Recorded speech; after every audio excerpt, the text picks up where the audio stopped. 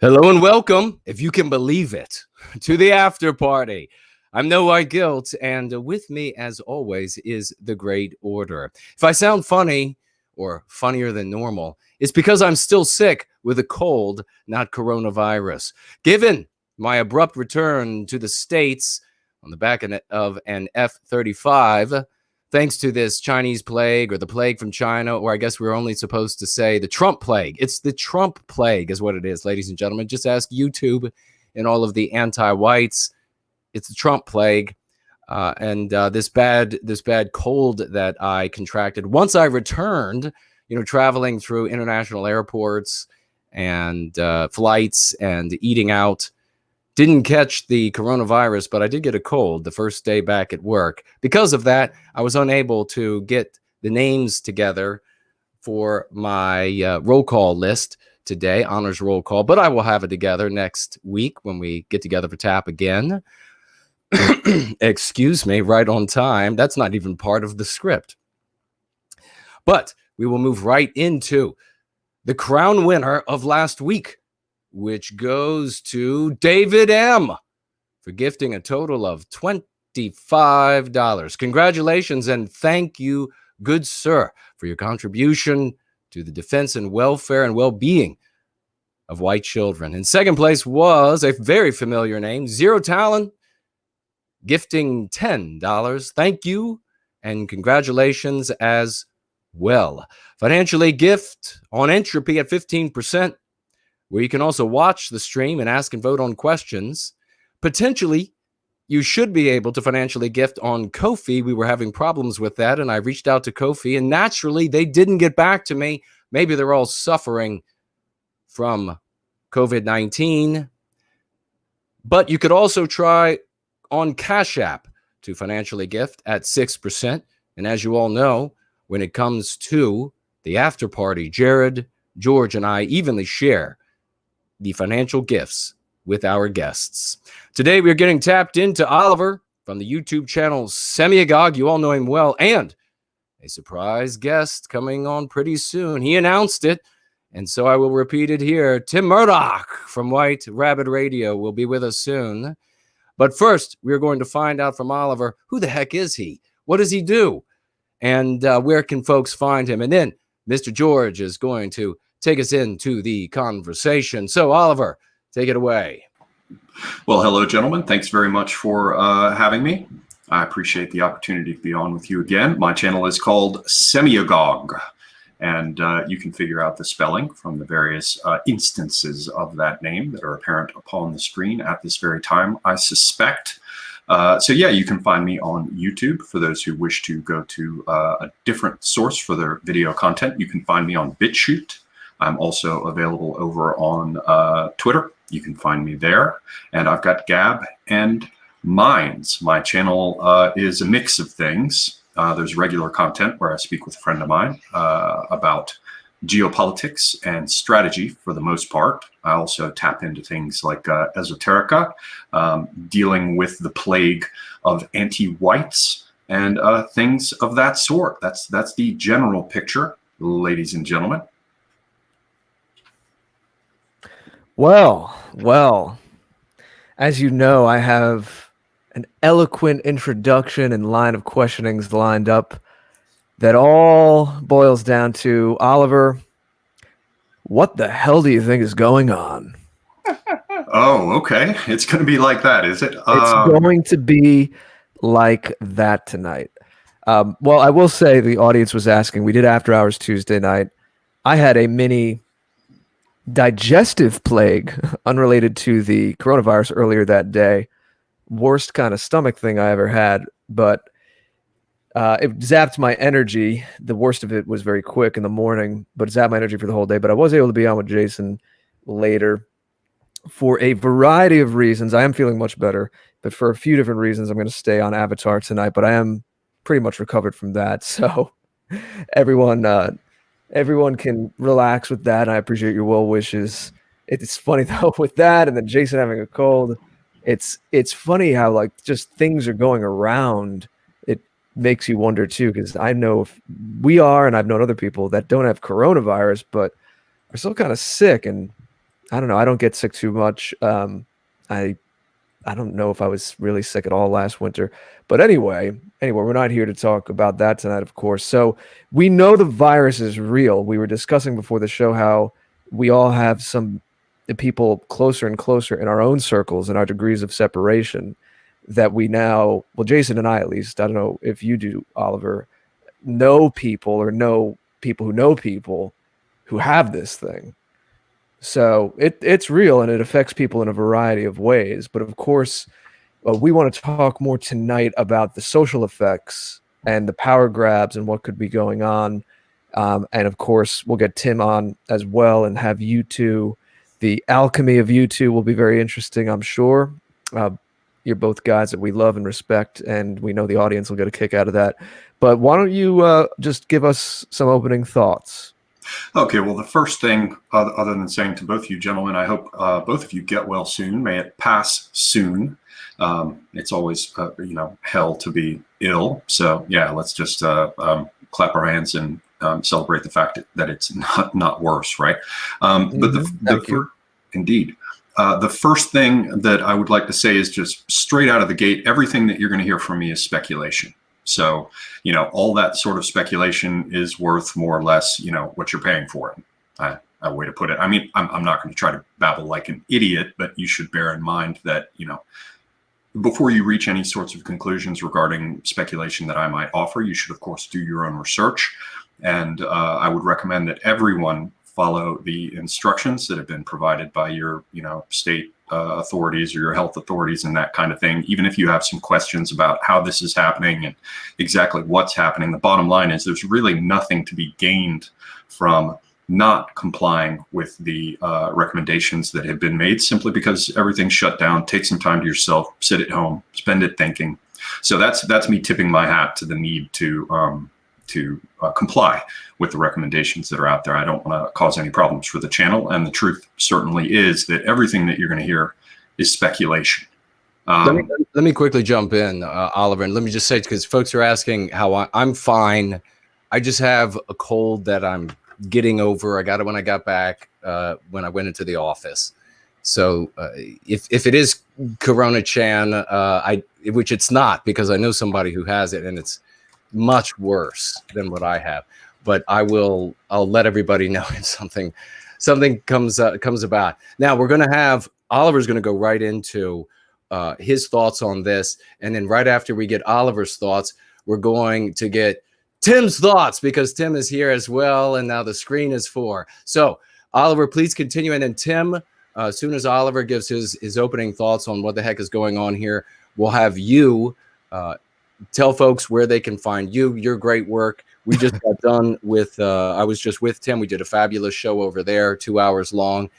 So you all can go over to his channel and watch that once we're done here today. But then we'll get Tim, once you tell everybody who you are, where they can find your work, then your opening thoughts on what exactly is going on. But Oliver, please continue, sir. Well, there are a number of different angles that we can come at this from, and I'm sure in the course of talking this through that we're going to tap on several of them at a minimum. The most important thing, I think, that could be a starting point, because, I don't know what sort of conclusions you gentlemen have arrived at, and we kind of need to sort of set the stage for what we're going to be considering. The bottom line is it does appear to be a real virus, obviously, and it has real effects, and we have to do whatever we can to mitigate them. There are a number of questions that begin, after we establish that. One of them is, is it man-made? Was this something naturally occurring?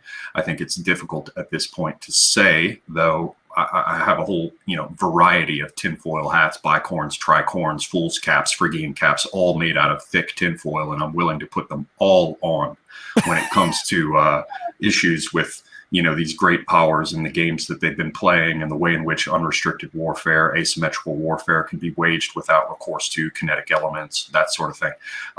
However, I'm not going to go there.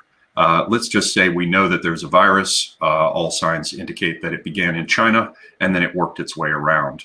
There are some theories that have been set forth on my channel that my interlocutor friend Tim has raised, and that have to do with the Chinese perhaps being in a desperate position and using this as a way to prematurely detonate supply chain issues that they saw coming, desynchronization between the West and China, that kind of thing.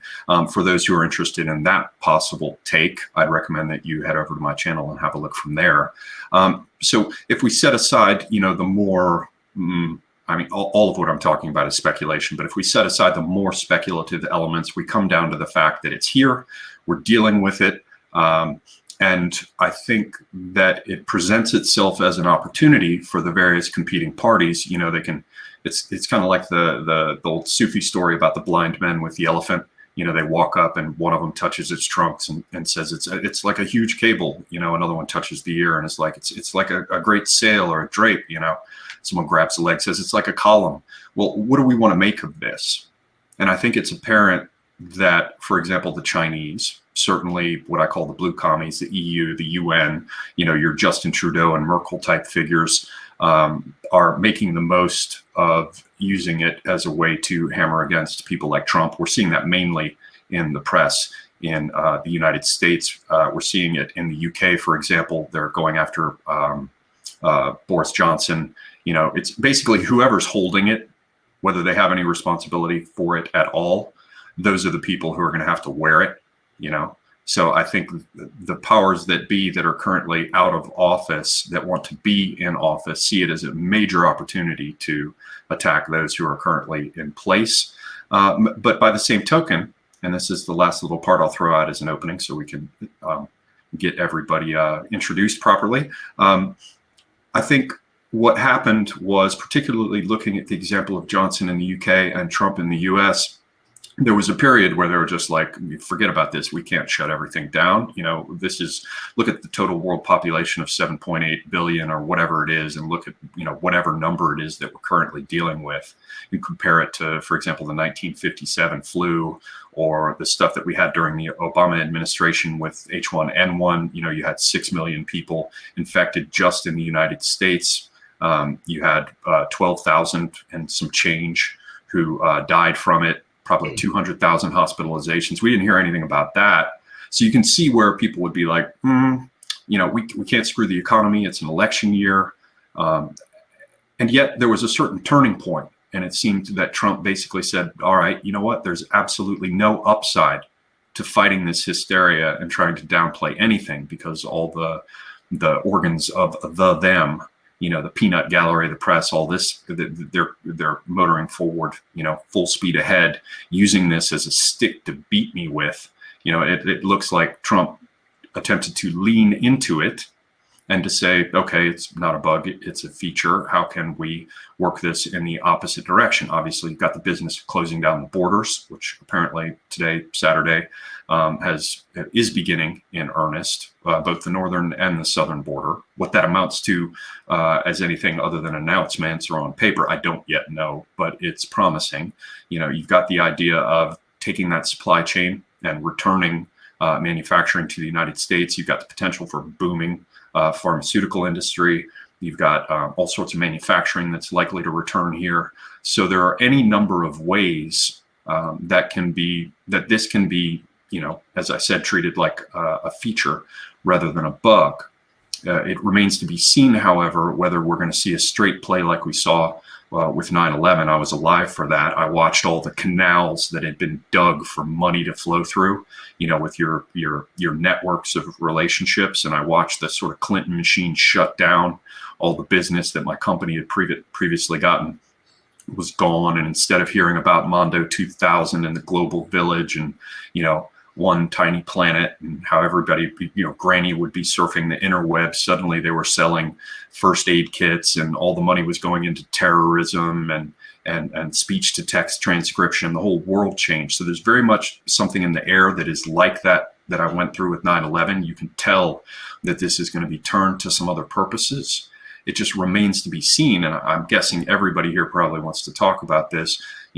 How will it be used? Are we going to see some things that need to get done? Are we instead just going to see the same old usual game of the rich getting richer and the poor getting youngins? How is this going to work? We know that a lot of people are expecting to get fat from it. We know that there are going to be all kinds of bailouts. Is this going to be, just the latest step in bringing sort of bailout packages and welfare and entitlements, and are we going to help the airlines and the rest? I think that part remains to be seen. So the key theme, and then I will shut down my little part of this, is that we've got this this elephant in the room, I guess, to extend the previous metaphor. And I think what we're seeing is a lot of scrambling and attempts to position narratives in relation to this element.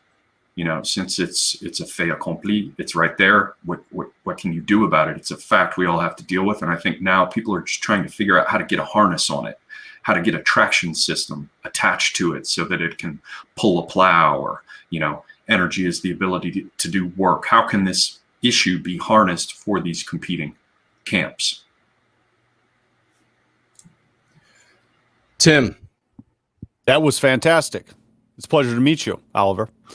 And my name is Tim Murdock, those that don't know, and I'm known for White Rabbit Radio, and we do animations and memes and stuff. A lot of stuff running around in your guys' heads we help put there. And that's what I do. We do a lot of speculation as well on geopolitics, which is what I'm known for. Basically, going back years, this is a real virus. I agree with Oliver, Mr. Semiogogue. Hopefully I pronounced that correctly. It is a real virus. People that don't think it's real, it is. The people that know what it is are freaked out. They're acting like they're freaked out. The Chinese went from 0 to welding people shut and beating doggos to death because this virus goes from human to animal, animals to humans, and whatever else we don't know. The Israelis are now in a total panic. They're shutting down everything. They're putting guards outside of people's houses that have this. So the people that do know, and I don't think they're doing it just because they want to do it or just because they're being, the Chinese, a lot of people wrote off, well, they're just authoritarian, or they beat dogs to death anyways, or they're kind of cruel to animals, or, well, welding people shut in their apartments, that's kind of extreme, but they're Chinese and they're authoritarian. No, they were freaked out. They were freaked out. Something about this virus really spooked them. Something about this virus spooks the hell out of the Israelis right now, who are acting probably more aggressively than anything we've seen on the planet. The South Koreans handled it quite well with a lot of technology. North Koreans handled it about better than anyone. They shut off the border with China very quickly. The Russians are another group that's handled it. People that are handling it are acting very aggressively, very aggressively, as aggressive as anything. This is the most aggressive social engineering we've seen in the history of social engineering. People running the West, not so much, are behind the 8 ball. And we don't know a lot about it. In my opinion, it's some type of bioweapon that got loose, or, a bat pulled a face hugger on a worker at the Wuhan labs or something. I don't know. I just don't think this thing just is recurring in nature. Although I know the Black Plague came from fleas, but this thing has got too many people up in arms. It's got too many people afraid, and those people have a lot of power, and they're freaked out by this. They're acting like they're freaked out. People are talking about power grabs. There's going to be power grabs by these various different types in America. But I think there's going to be so much freaking out that they're going to have a hard time getting anything together as the numbers ramp up, as the numbers escalate, which is what's going to be happening over the next couple of weeks. I think it's going to be pandemonium. Thank you for your opening thoughts. Jason, I'll ask you if you have any thoughts before I share a few. We mainly, of course, want to hear from Tim and Oliver. Mix it up. Yes, well, I will just briefly say, because Tim and I, we are doing, all of us here, but I mean, Tim and I just got done with we just finished up 2 hours, and we were just fast paced going through the news. Tim does a great job over there, folks. If you're not already following him and the work he's doing, make sure you do. Same, of course, with Oliver.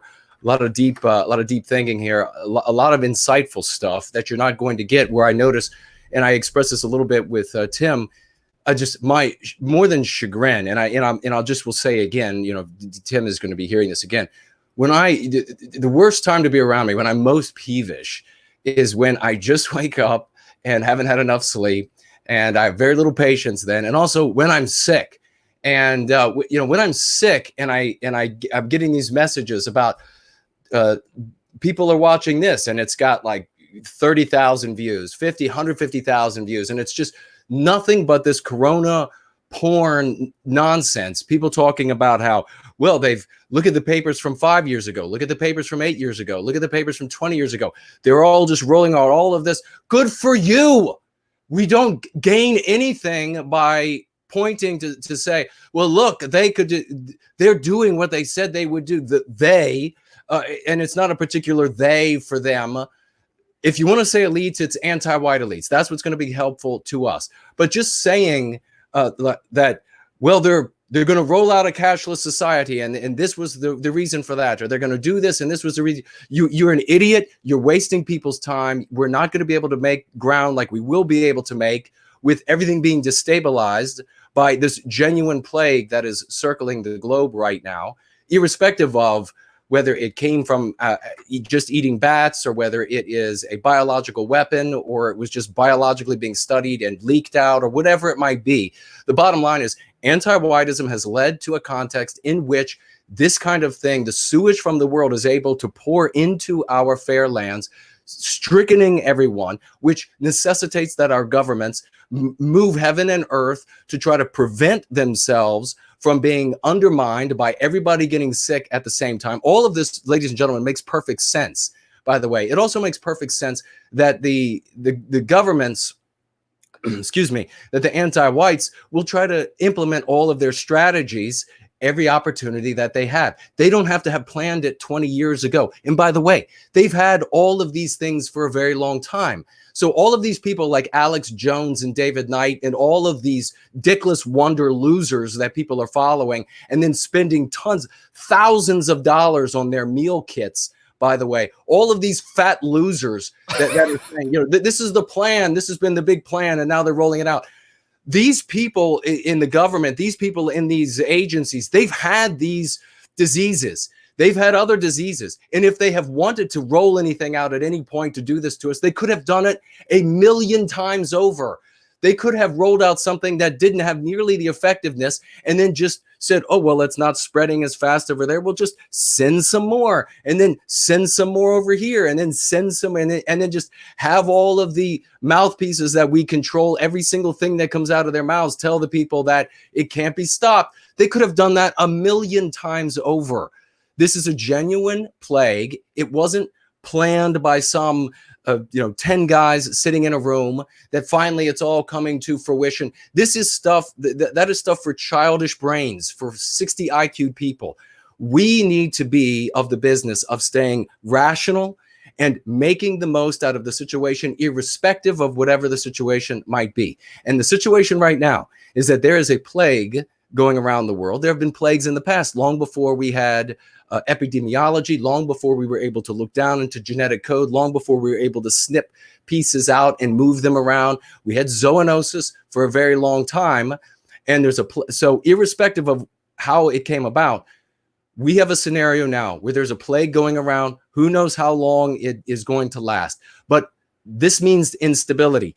Every single thing that comes about as a consequence of this should be blamed on anti-whites and anti-whiteism as we talk to this about our friends, family, and strangers, because this is how we recapture our destiny.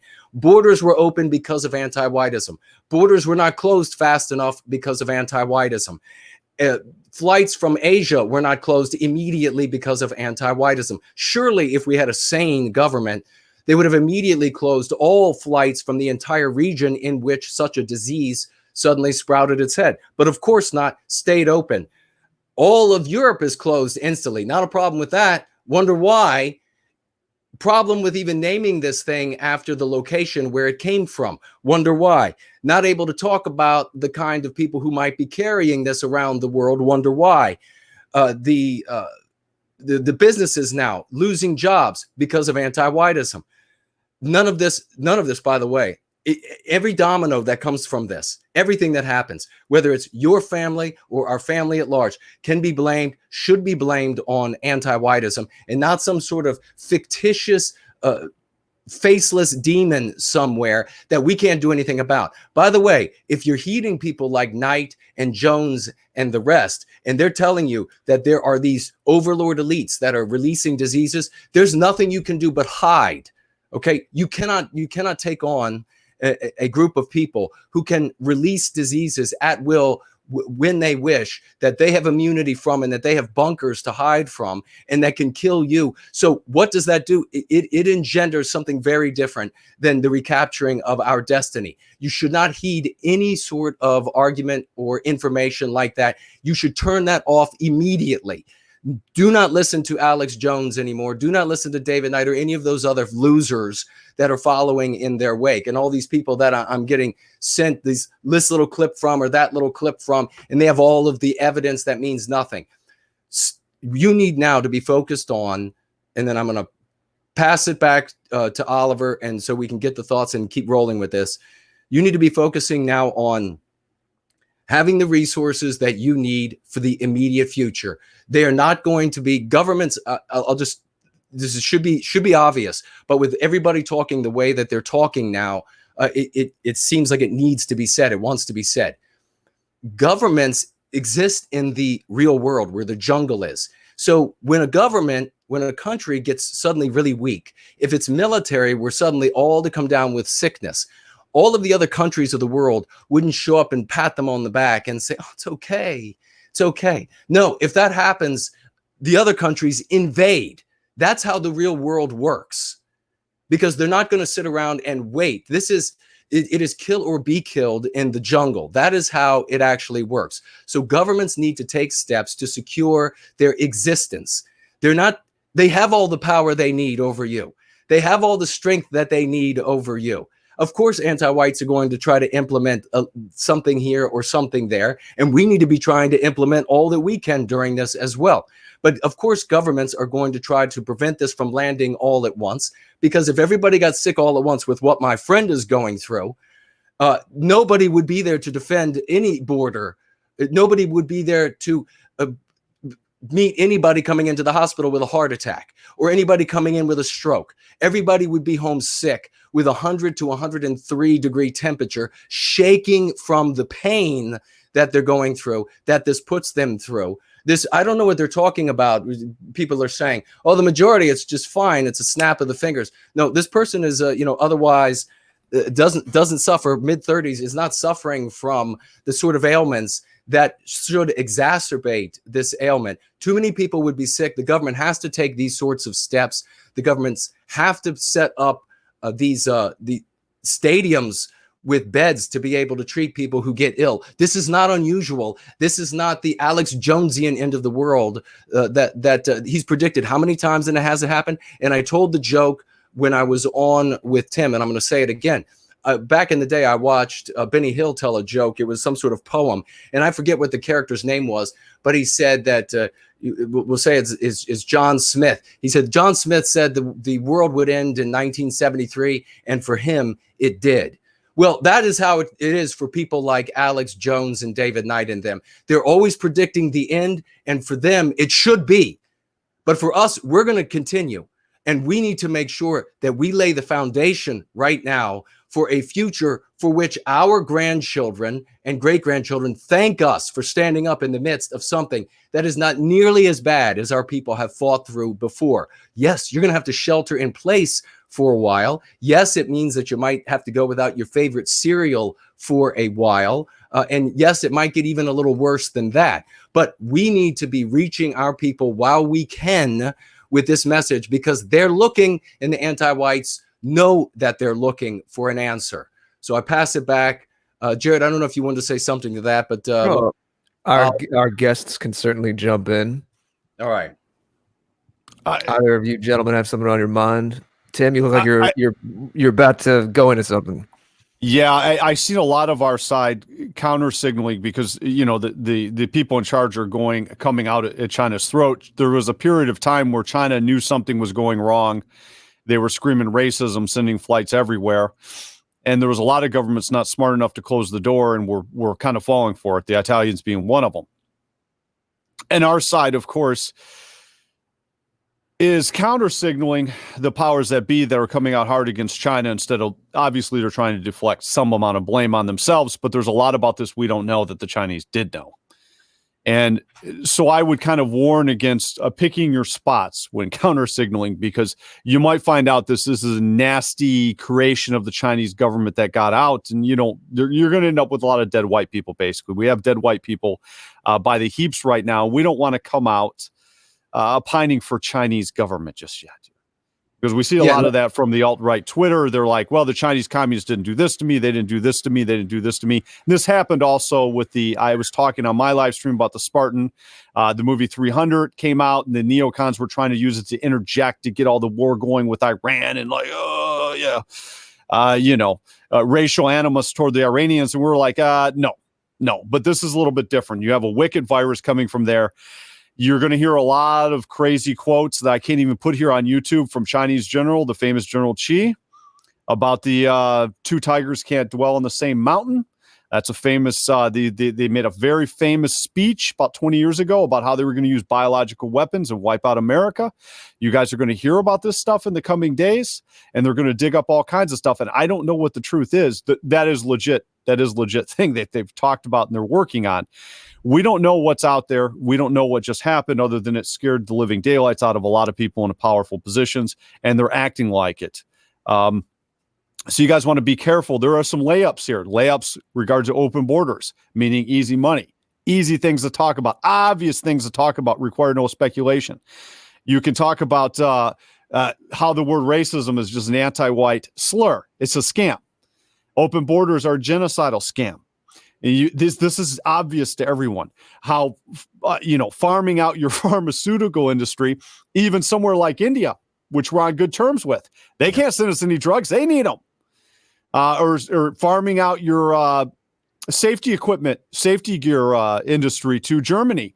Germany can't send us any. They need it for themselves. You got to make things for yourselves. You can't have all this crazy supply chains that go from Timbuktu to Brazil to China to here. Can't have that. That ain't going to work for critical industries. That's brilliant, and I'm a pass it right to Oliver. Absolutely brilliant. We need to be looking at, and this is something that Tim and I were talking about on his show for 2 hours. We need to be looking at all of these different arguments that we can be making with our friends, family, and strangers about how anti-whiteism got us to this point. And there are many different layers about that. He's just pointing out there, making the drugs out of country. They should be made here. Making all of the parts for the things like the breathing apparatus and all of that sort of thing that we need, that should be made here. You have these giant global supply chains that when you have something like this happen, then cripples your country. Anything like this then you see can easily, an outsider can shut down X, Y, or Z, crippling the country. None of this should happen again. We should be talking about these things and how did we get here? Because of anti-whiteism. The other thing I wanted to mention is something I was reading recently about, is that there isn't just the ACE receptor that the spike protein of the SARS-CoV-2 hooks into. There's also CD sign and L sign. Both of these are upregulated in 3 groups. The first they've been talking about a lot is 60 and older. The third is they've talked about quite a bit, which is smokers.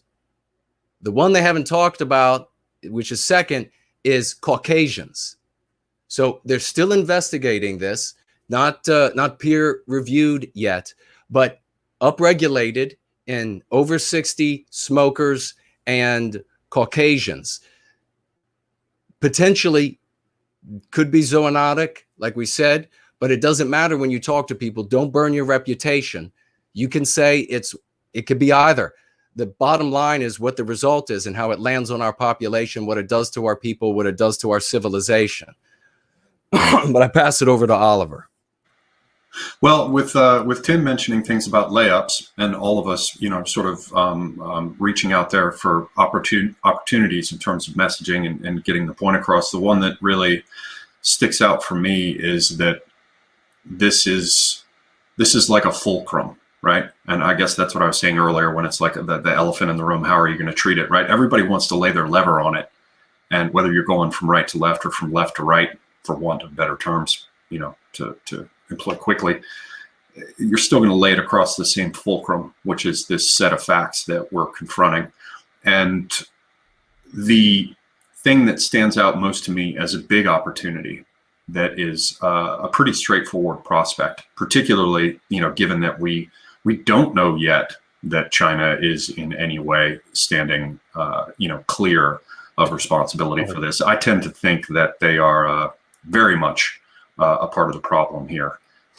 Again, this is all speculation, but if you take a look back in the 1990s, 96, 97, some of these fairly high-ranking, I think they're like corporals, I'm sorry, colonels, maybe lower, I don't know, fairly high-ranking officers in the party, and of course in the army there in China, they put together a book that has been translated in large part, and it's titled Unrestricted Warfare. And they basically take the Sun Tzu approach, which is that the skillful general never gets up off of his seat. He never has to have a Pyrrhic victory. He never has to struggle and fight because he's seen the occurrences and the ways of approaching it. Tell people Pyrrhic, what it means. Tell people what it means. Oh, well, there's this king, Pyrrhus, and he was fighting, I believe he was Greek, and he was famous for having won a victory, but it was at the cost of almost all of his troops. And so it was like, well, what's it worth at the end when you used up everything on it, right? And so someone who wins in that respect, like King Pyrrhus, would be the master of the art of battles. The master of the art of war, sniffs roses and looks at the sunshine outside and plans in advance and takes action so far in advance. It's that old thing about, you can get it good, cheap, or fast. If you want it fast, it's not going to be cheap and it might not be good. This kind of thing, the balance you have to strike with all of that. If you're looking far enough forward in time, then, for example, you don't have to get it fast, which means you don't have to have as much money and you can still do a great job. The value of planning ahead. Anyway, my point here, I'm going off into way too many tangents, but the point is that the Chinese have long understood not just the teachings of Sun Tzu, and his art of war, but they've brought them down to date, to use Mark Twain's term, and they have got them ready for use in our current century. And it entails warfare at all times and in all places and on all fronts. It's constant, total, and complete warfare. The one thing you don't see as much of is the traditional kind of warfare that we think about, which is kinetic. Yep. And so that has some values. We've talked about this in the past before. I think we've talked about it. I certainly talked about it in the last Message to the West video. We have a parallel structure that a lot of people on the dissident right don't pay attention to. They talk about how we have to collectivize. We got to be more uniform. We got to be more demanding. There are no more special snowflakes. We need hierarchy. And as I pointed out, we have that built into our system. We have martial law and we have civil law. So we have a parallel system, break glass in case of fire, which is martial law. And only with the presence of that martial law can we enjoy the fruits of English common law, rights of the individual, habeas corpus, and the rest. So we actually have a tool, a long-established tool for dealing with crisis. It's the activation of martial law, at which point you ain't gotta like it. Everybody pulls together, right? We don't want to hear anything about special snowflakes and the rest. In theory, yes, but you agree that our governments are occupied. Right. And that if martial law were used, it's not going to be used by people who have our best interests at heart right now. Sure. At this point, well, let's just set that to one side. I'm not saying you're right or wrong. That would just create a huge habit trail tube that we'd have to go wandering down, to find the gold at the end. I don't want to monopolize all the time. So what I want to do is get the rest of this out. The basic idea is that we have a system, whether we've got an occupied government or whether we're dealing, as is obviously the case, with the boiled frog type machinations of anti-whites, that we could just set aside for a moment. Though you're taking issue with all that, Jared has noted, and perfectly reasonable. The point here is that there's a switch that flips, and that is the switch where we go from civil law to martial law. And because of how we think about warfare, we don't think of things like the economic aspect, the culture war that's being waged, the proliferation of all the anti-white propaganda in the television advertisements, right? and these examples can be endlessly multiplied because it's a warfare at all times and in all places and on all fronts. And yet, because we tend to think of warfare as where the guy goes, go, go, go, and chambers around on the rifle and there are explosions in the background and people look all gritty and serious, that's what we think of as warfare. No, it can be filling our educational institutions with people who subvert us. It can be bribing people in the government. It can be the 1,000 talents program of China. It can be biological warfare. It can be economic warfare. And more importantly, it can be all of these things at once. And so when we talk about a layup, an opportunity here, I think that because of the stress that people feel at this time, no kinetic warfare, but everybody's stressed. No kinetic warfare, but finally they're beginning to get the picture that maybe some attention to our borders matters, right? No kinetic warfare, but people are afraid for their lives. So I think that's a major opportunity for us to come in and say, you don't have to get into the business of the civic versus martial, unless you want to. You're talking to somebody who might be interested in that kind of esoterica and the rest. But the main point is you have an opportunity to communicate to people that there's a different way of thinking about war and that it hurts just as much, and that we're seeing it evident before us now. At which point, you sort of open up the discussion to all the ways in which we as a people, without competing with the emergency services, without trying to be police or vigilantes, without trying to do the work of the military, right? Leave the monopoly of violence to the state, right? So you don't threaten it and bring down its hammers upon your brow, right?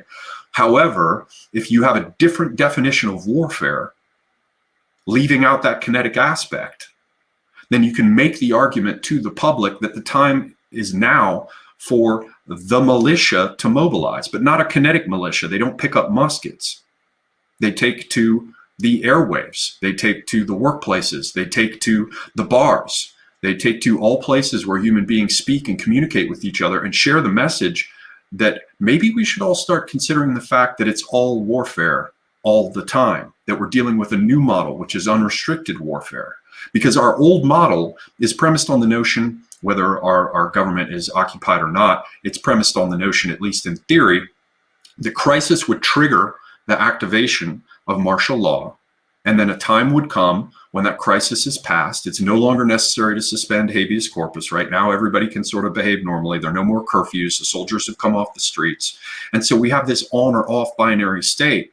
And I think that is the biggest issue in terms of making people aware of what's going on in terms of the anti-white program. We think very simply in a binary fashion about whether the switch is on or off. Is it crisis? Are we in military mode? Should we dispense with all this stuff about atomized individualism and the rest? Or are we in crisis mode where everybody has to line up? There's a draft. If you don't charge forward as your officer tells you to, you get shot in the back, because this is not the time for listening to business about the Bill of Rights. It's a crisis situation. We're no longer making decisions as a democracy. So last word is simply, now we have an opportunity where people who otherwise might not even be able to hear these things, perhaps they can, because we've got a sort of a fulcrum sitting in the middle of the room over which we can place our lever and thereby move asses. And that fulcrum is what we face with this illness at present. Brilliant. And I'm glad you said that. I've been thinking a lot about opportunities, as of course we all have.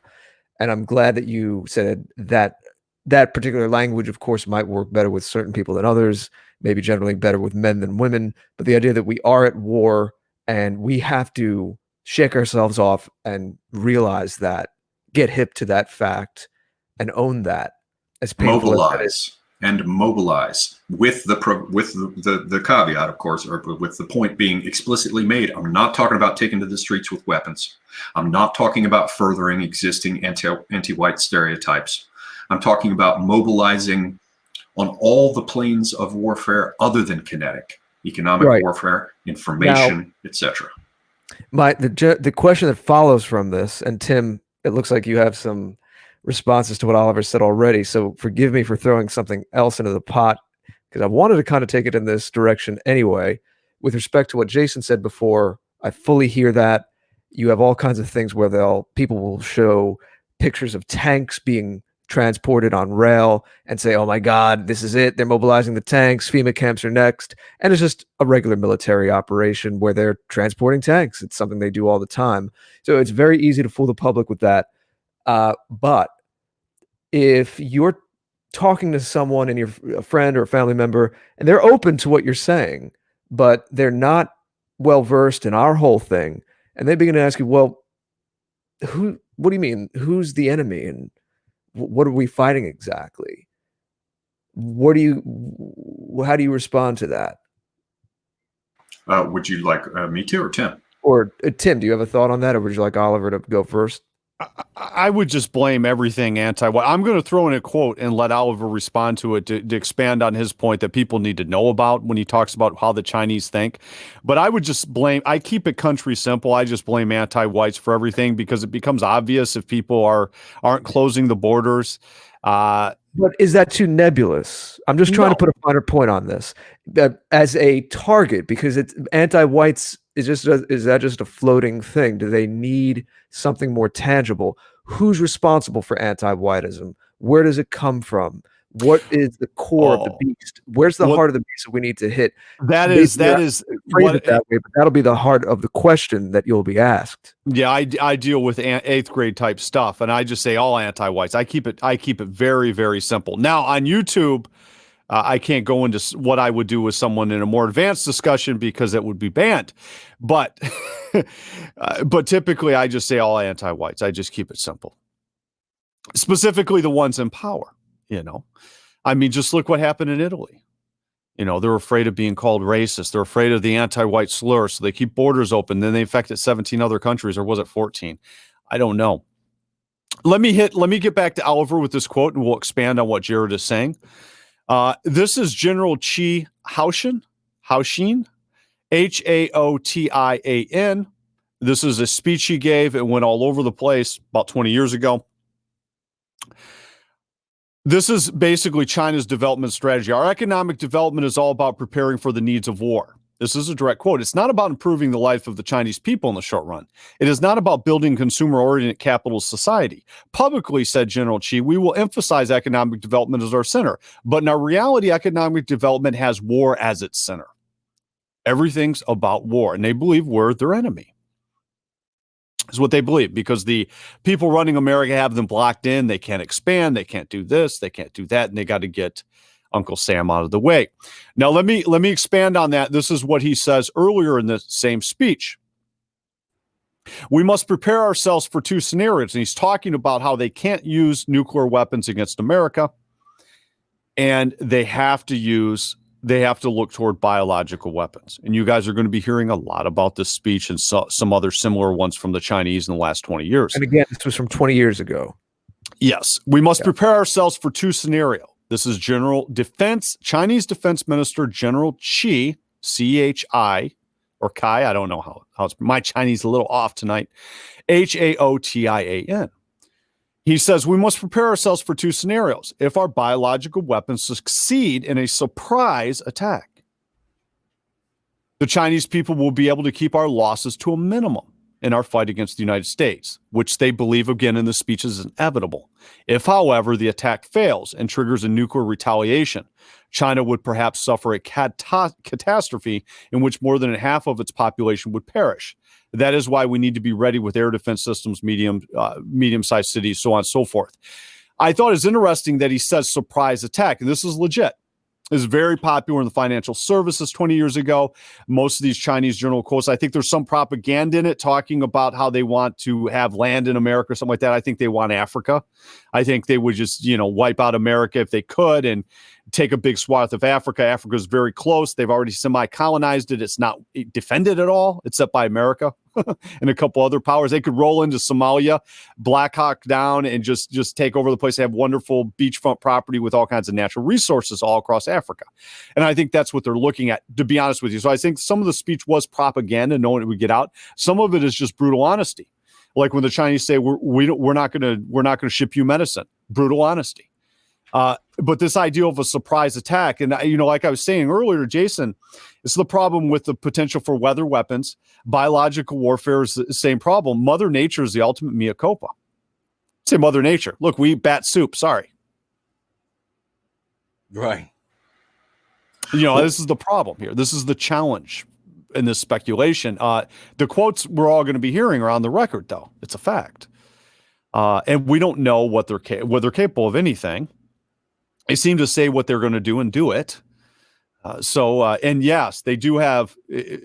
Oliver was right. They believe in war on all fronts. They don't have an economic plan. You just think they do. They have a war plan.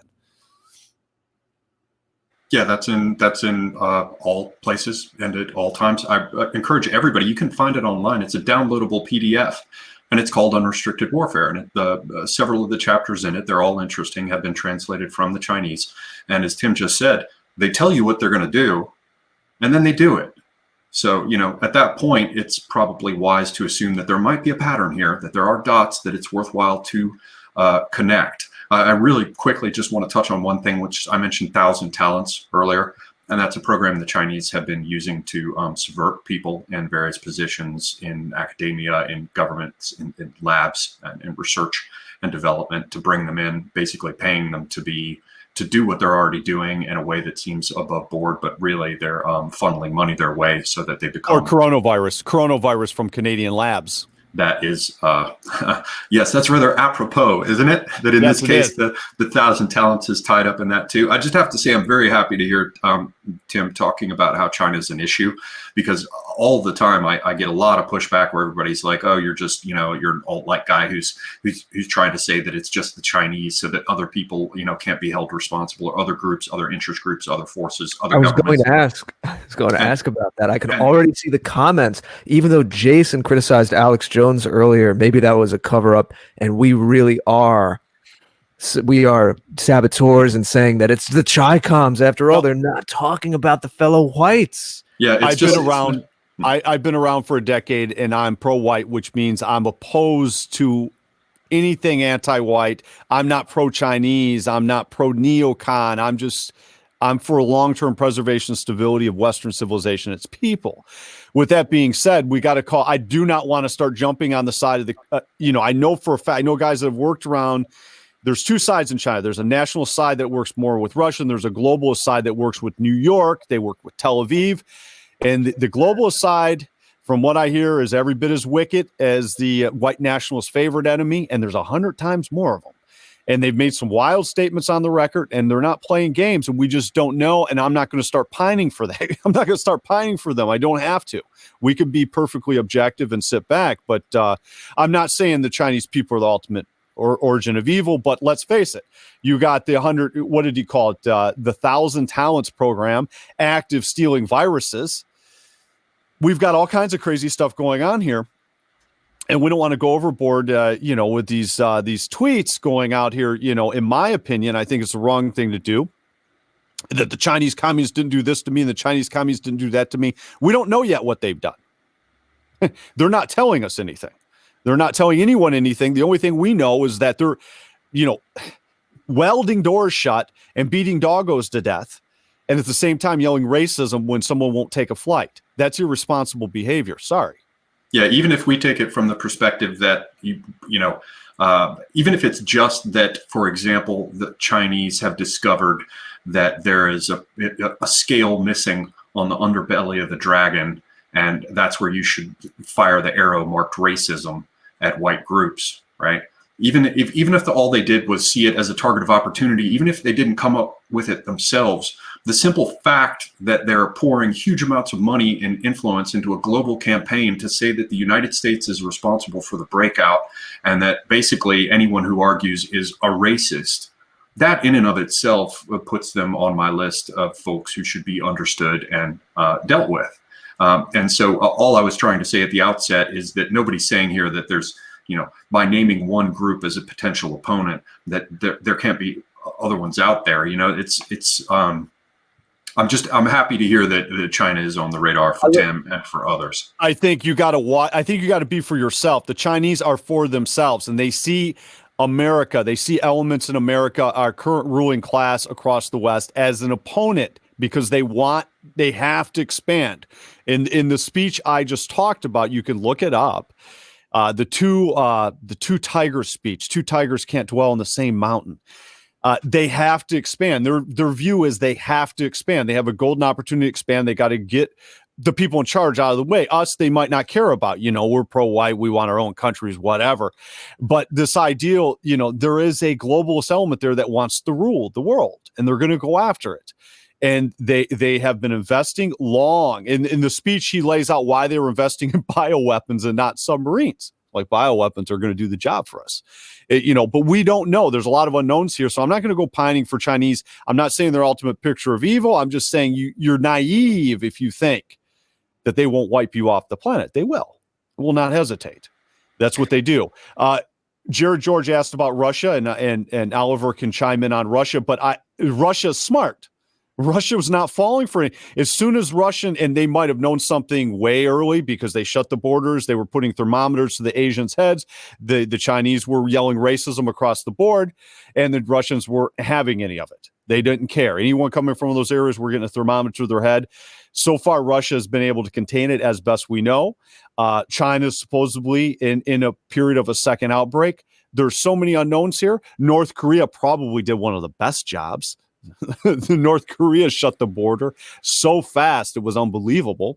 South Korea is another place that did a good job. The Wall Street Journal did a piece this last week that was totally irresponsible, comparing the South Korean response to the Italian response, to say it's because of the Eastern Confucian philosophy that helped them do that, and the West is too free and too liberal. If you have Mussolini running Italy, I don't think those borders would have been open, and I don't think none of that nonsense was going on. And I don't think Wall Street Journal would write an article praising that Mussolini. Well, I'm just pick your authoritarian of choice, because the South Koreans were pretty authoritarian toward this and still are. The Israelis, what gets most people's attention tonight is the Israelis' actions, which are some of the most aggressive in the world to contain. How so? Oh, they're tagging people. They're putting guard. If you have this in Israel, you've got a tether on. You've got your cell phones tapped. They have guards outside the border. You're not leaving with that disease. They're doing everything short of welding doors shut and putting bullets in heads and stuff like that. They are very aggressive. There's something about this that we don't know yet, is what I'm going to conclude. And we need to be vigilant and not go pining for governments that aren't our friends. Yeah, I think the business with the Chinese is something that we should add one further element to. I had a hypothesis that I threw out there, I think a week or 2 weeks back now, because basically my friend Tim, with whom I often speak, had put forward the idea that it's very likely that again, this is all speculation, ladies and gentlemen. No major claims being made here. Take it for what it's worth. I don't want to cause problems for this channel on YouTube. And in any case, it really is just speculation. But I heard the hypothesis that Hubei province, which has Bayer Pharmaceuticals, it has Renault manufacturing things, it's got Apple production facilities, and it's in from the coast. And traditionally what went on is that the major the penetration of Western ideas and financial systems and the rest in China was coastal. That's where they would let the foreigners come do their thing. Generally inland, that wasn't so much the case, but now Hubei is down a major river or two, so it already had some infrastructure for all the things that rivers make better for heavy industry, access to water, waste, flushing, transport. Hubei kind of rose up on the radar, and so there's this hypothesis that how do I say this? I have to establish a tiny bit more context. You got to realize that China just tried to dump a whole bunch of money into the Taiwan elections to get some more traction there, and they failed. And Trump has been, talking to Taiwanese leaders and talking about selling them upgrades for, I think, their F-16s. So China's got problems with Taiwan. China has problems with Japan becoming increasingly military, right? They're self-defense forces still, but there are little constitutional changes that get made, and suddenly the Japanese have these ships that could very easily be transformed from non-military ships to military ships, right? Trump is at least opening overtures with North Korea, which is very much a Chinese puppet, but that could go either way. There is at least a conceivable future where the United States could begin to exert much more influence in Korea. I mean, look what they do in South Korea. It's just across the border, 200 yards to the south, and so it could happen. Finally, they're dealing with huge problems with Hong Kong. in terms of the people getting out on the streets there and it looking terrible for them publicly. Now, all of that has been silenced. No more protests. You don't hear much about, well, they have been a few, but for the most part, the streets are empty. Rather odd when you think cui bono, who benefits, for the streets to be empty. Now, imagine, this is the hypothesis my friend Tim put forth. Imagine that in Hubei province, whether it's Christians or Action, who knows what, right? Or it's a homegrown movement, or let's say that, you got plenty of infighting in China. It is not a uniform state. There are all kinds of regional interests. The different party members fight with each other tooth and nail. They all teeter in their positions and can be brought down, even if they've been named president for life and consolidated their power. It's a very backstabbing kind of environment. Let's just say that Hubei province was about to become an issue with public acting out in the streets, and whether it came from foreign money trying to incite it, or it was a competing Communist Party member, who knows, doesn't matter.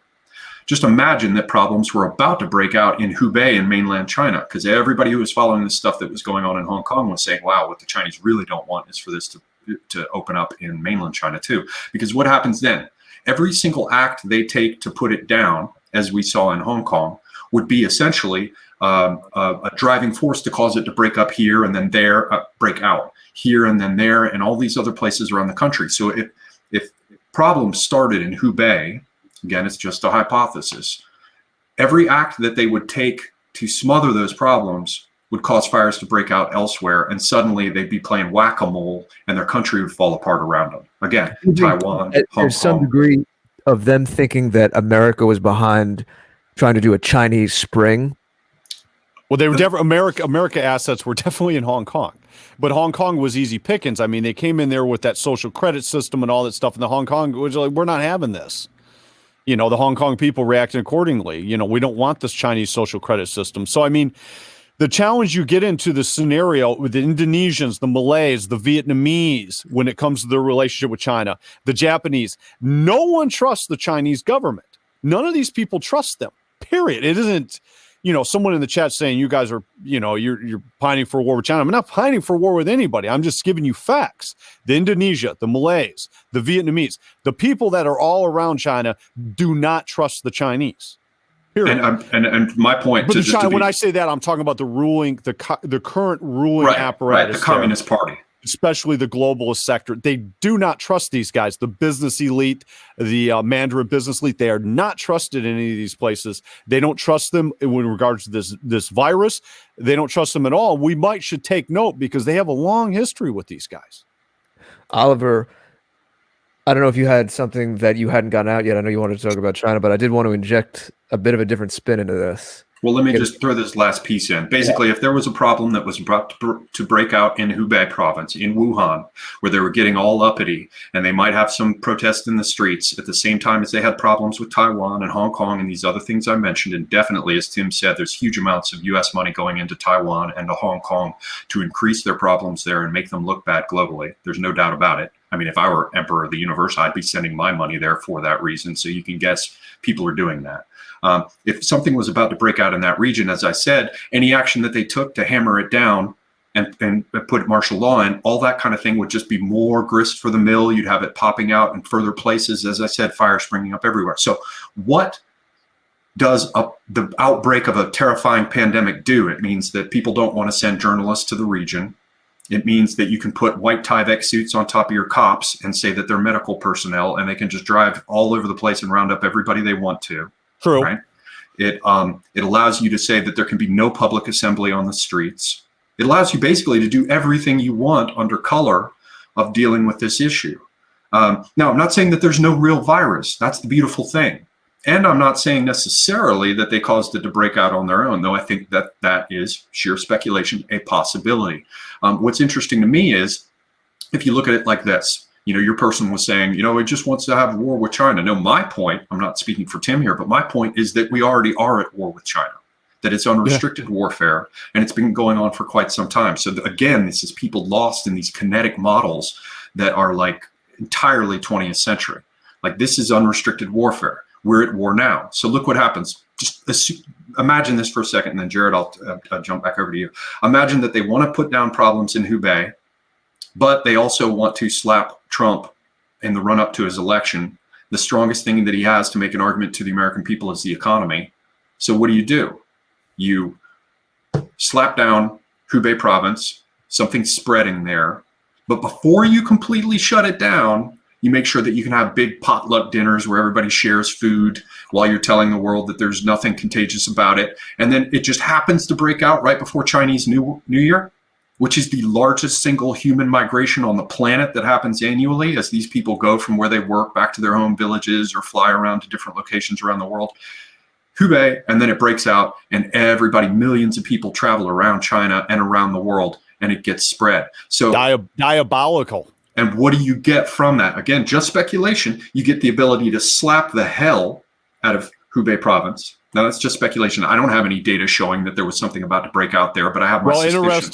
Interesting enough, it's come out that they've had to import the Uyghur, the Muslims that they had in prison, that they're having to put them in factories in Hubei. I don't know. I don't have sources for that, but I've been hearing this over the last few days. That the Uyghur Muslims have been imported into factories because people won't go back to the factories. Now, I never even thought of your particular diabolical scenario, but you're thinking like the Chinese globalists. You're thinking like the globalists here or there. Really? Yeah, all of them. And if you did smack down hard, well, you're going to have to replace those workers somehow because you want stuff to go out the door. Absolutely. So, I mean, that's kind of interesting. And you wanted a lot of those workers to go to other places. Look at Northern Italy, just got hit. What is Northern Italy the center of? I mean, obviously you had Chinese textile workers there who had taken a lot of Italian jobs. They had their own little neighborhoods that they had set up and the rest. That's a matter of fact. I think it's Gucci, right? Gucci and all the, or is that Southern Italy? Well, no, Milan and Lombardy and the northern areas are big for industry, and it's the wealthiest part of Italy. But the point that I'm attempting to put an underline beneath is that northern Italy is the strong Salvini's party. Remember, Salvini got pushed out, and Conte's kind of keeping him at a distance, but Salvini's like champing at the bit to get in, and he's talking seriously about pulling China. Excuse me. Freudian slip. He's talking seriously about pulling Italy out of the European Union, which my friend Tim calls Little China. The EU is Little China, from my friend's view.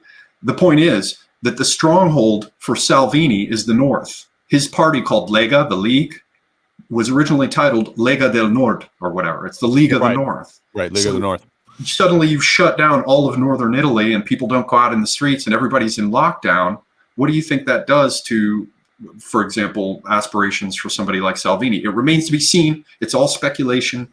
There are no solid dots that can be connected here. But when you think about it, there are many ways that this could be turned. All I wanted to get across, and I'll turn it to you, Jared, is simply that you could slam Hubei province if a virus were released there. And if you opened up a window for Chinese to travel all over the place elsewhere, there would be a massive economic hit on the rest of the world.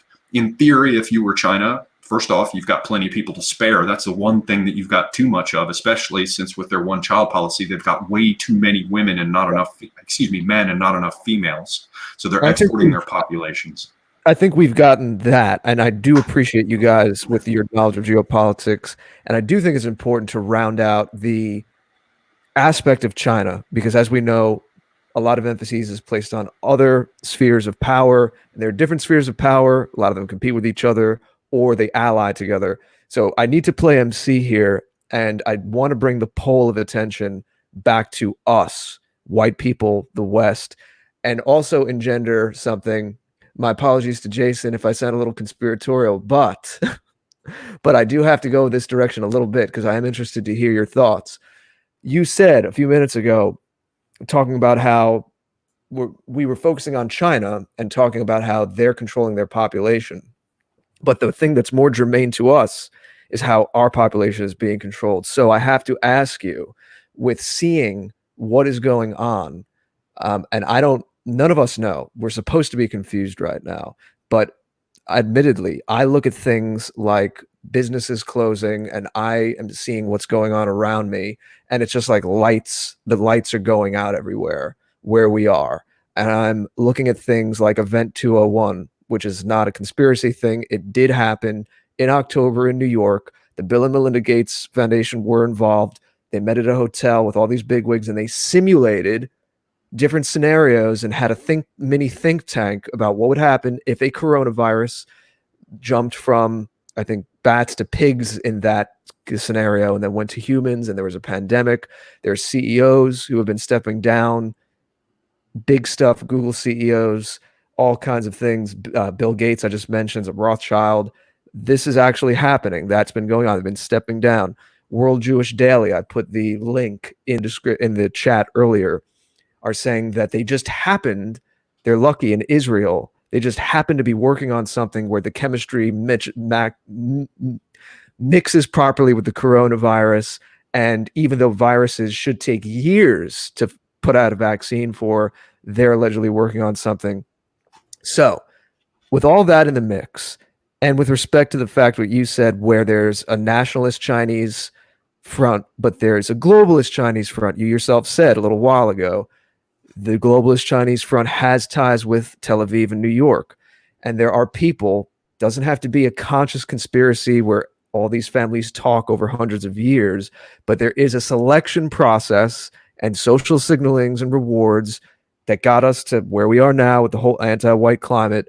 Well, power culminating at the top can work the same way, where people who have no empathy from all these different factions, they have no empathy. It's very hard for people like us to think about this, can see a child being tortured and not even wince. If those are the kind of people that are going to go to the top in a lot of these situations, a lot of these scenarios, I want to hear about, to the degree you think that there could be an attack on our way of life, what we're used to, and that, yes, like 9/11 you mentioned earlier too, there will be a different way, as you stated, Oliver, after this, and people will get used to less freedoms, more reliance on government, all this talk all of a sudden about, oh, our checks, the government's going to help you. There's a lot. I'm probably only mentioning a small sliver of it, but I do want to go in this direction and just get your thoughts on what's going on in the West and what this means for us. Not just America as a superpower vis-a-vis China. I think we've rehearsed that pretty well. I think anyone listening to this has that pretty well. I want to keep it on what's going on here in Europe and the United States. And if you do believe or contend that there could be some kind of a grab for a different way of life, because I do think that there would be a scenario where they're testing things, but it comes to a head. I can understand that. I can wrap my head around that. And that we've seen nationalism rising. We've seen all kinds of things where people are waking up to what they're doing. Maybe they had to make a run for it. So I don't want to sound too conspiratorial, but I'm at least willing to contend with those kinds of things. And I want to hear what your thoughts on that this kind of swirl of ideas as well. Well, Tim. I'd leave it to Tim first, since I just ran my mouth. Peas in a pod don't have to conspire, and these guys all have. They could be in the big helter skelter that everyone's talked about. Yeah, you know, the globalists, they used to call it the New World Order. There's a lot of crazy quotes out there that are legit. I was talking to Henrik on Red Ice about this on our paywall, and most people are, even the young guys, are ill-equipped to deal with a lot of these actual facts, like Chinese journals saying this. You know, this person said this 20 years ago.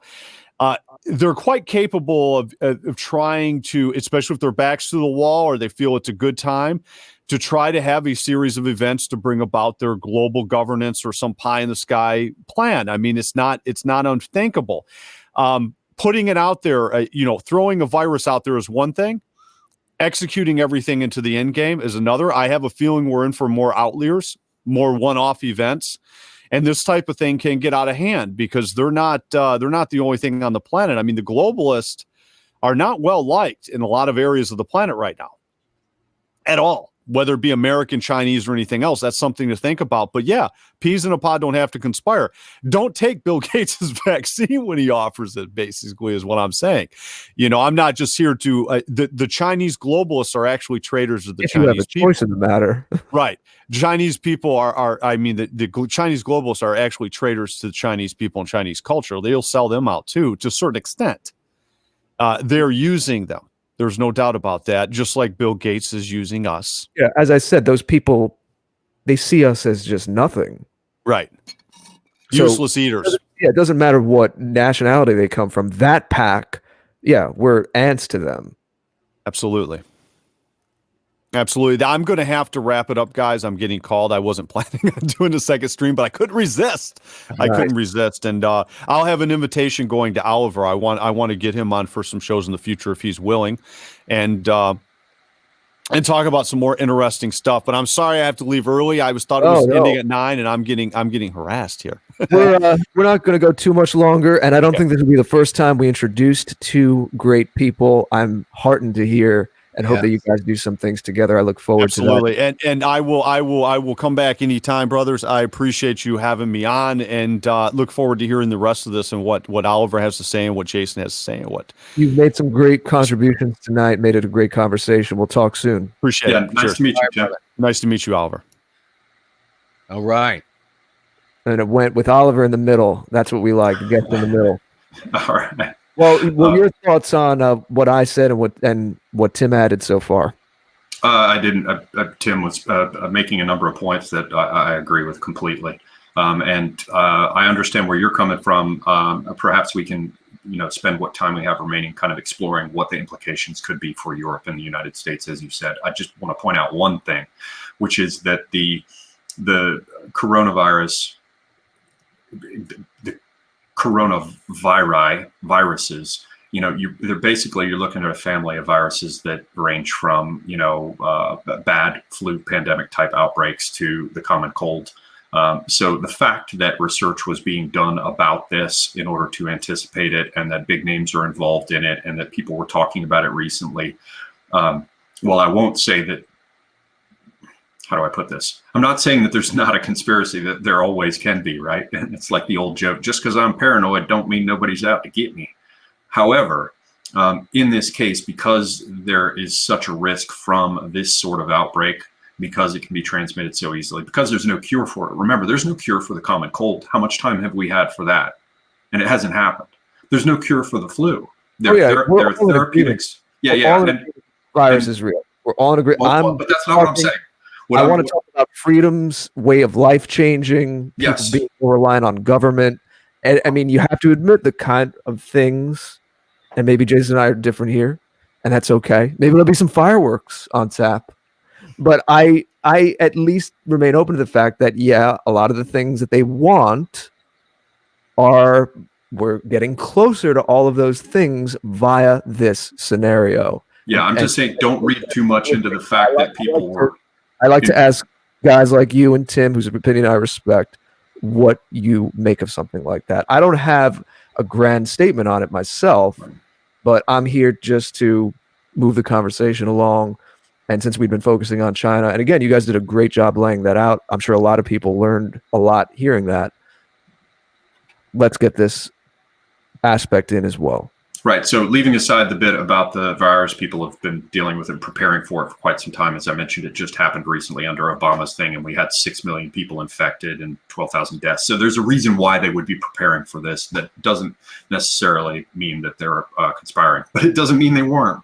In terms of what is likely to change for us, I think it's very much a fight. I think, to go with that metaphor that we had earlier with the idea of a fulcrum in the middle of the room, and the idea that people are trying to, slap their lever up on top of it, and one person tries to get their lever on top of it and the other one throws their lever up and knocks it off. It's like, who's gonna name what this is? Who is going to establish how we see this? Who's going to frame it? How's the narrative going to be set up? And I think what's happening now is that we're in a contest for what that narrative is. And bear with me, because I'm going to take it to the next steps, right? Because in terms of what's likely to change in Europe, whether our freedoms may be impinged upon further, as they are increasingly every damn day. But the one narrative is that Trump is absolutely incapable. His very stupidity, his idiocy, his foolishness, the fact that he doesn't speak like a polished, well, everybody knows how he speaks. We don't even have to go into that. All these things are proof, according to one narrative, of the fact that he's killing people and he didn't prepare and he's not ready, right? So that's a narrative which says, get Trump out of the way and let's just get back to doing what we were doing until he came into office. Now, I'm not saying that he's the ideal savior. I'm not saying that he's not a reprehensible person in any number of personal respects. I'm not saying that I agree with all of his programs, but he is a damn sight better than all the alternatives that we have seen available to us, right? So in one case, if they can hang everything they're trying to hang around his neck as regards all of this being his fault, then I think what you are likely to see, as a partial answer to your question, is that we just return to the old program as they were trying to push it, which is boil the frog, do it more quickly. Now we've got AOC and the squad in. Now we've got, open support for China from the media elements. Now we've sort of toasted everybody up and gotten them ready with Bernie Sanders, right? So I expect that they would railroad if they got back in.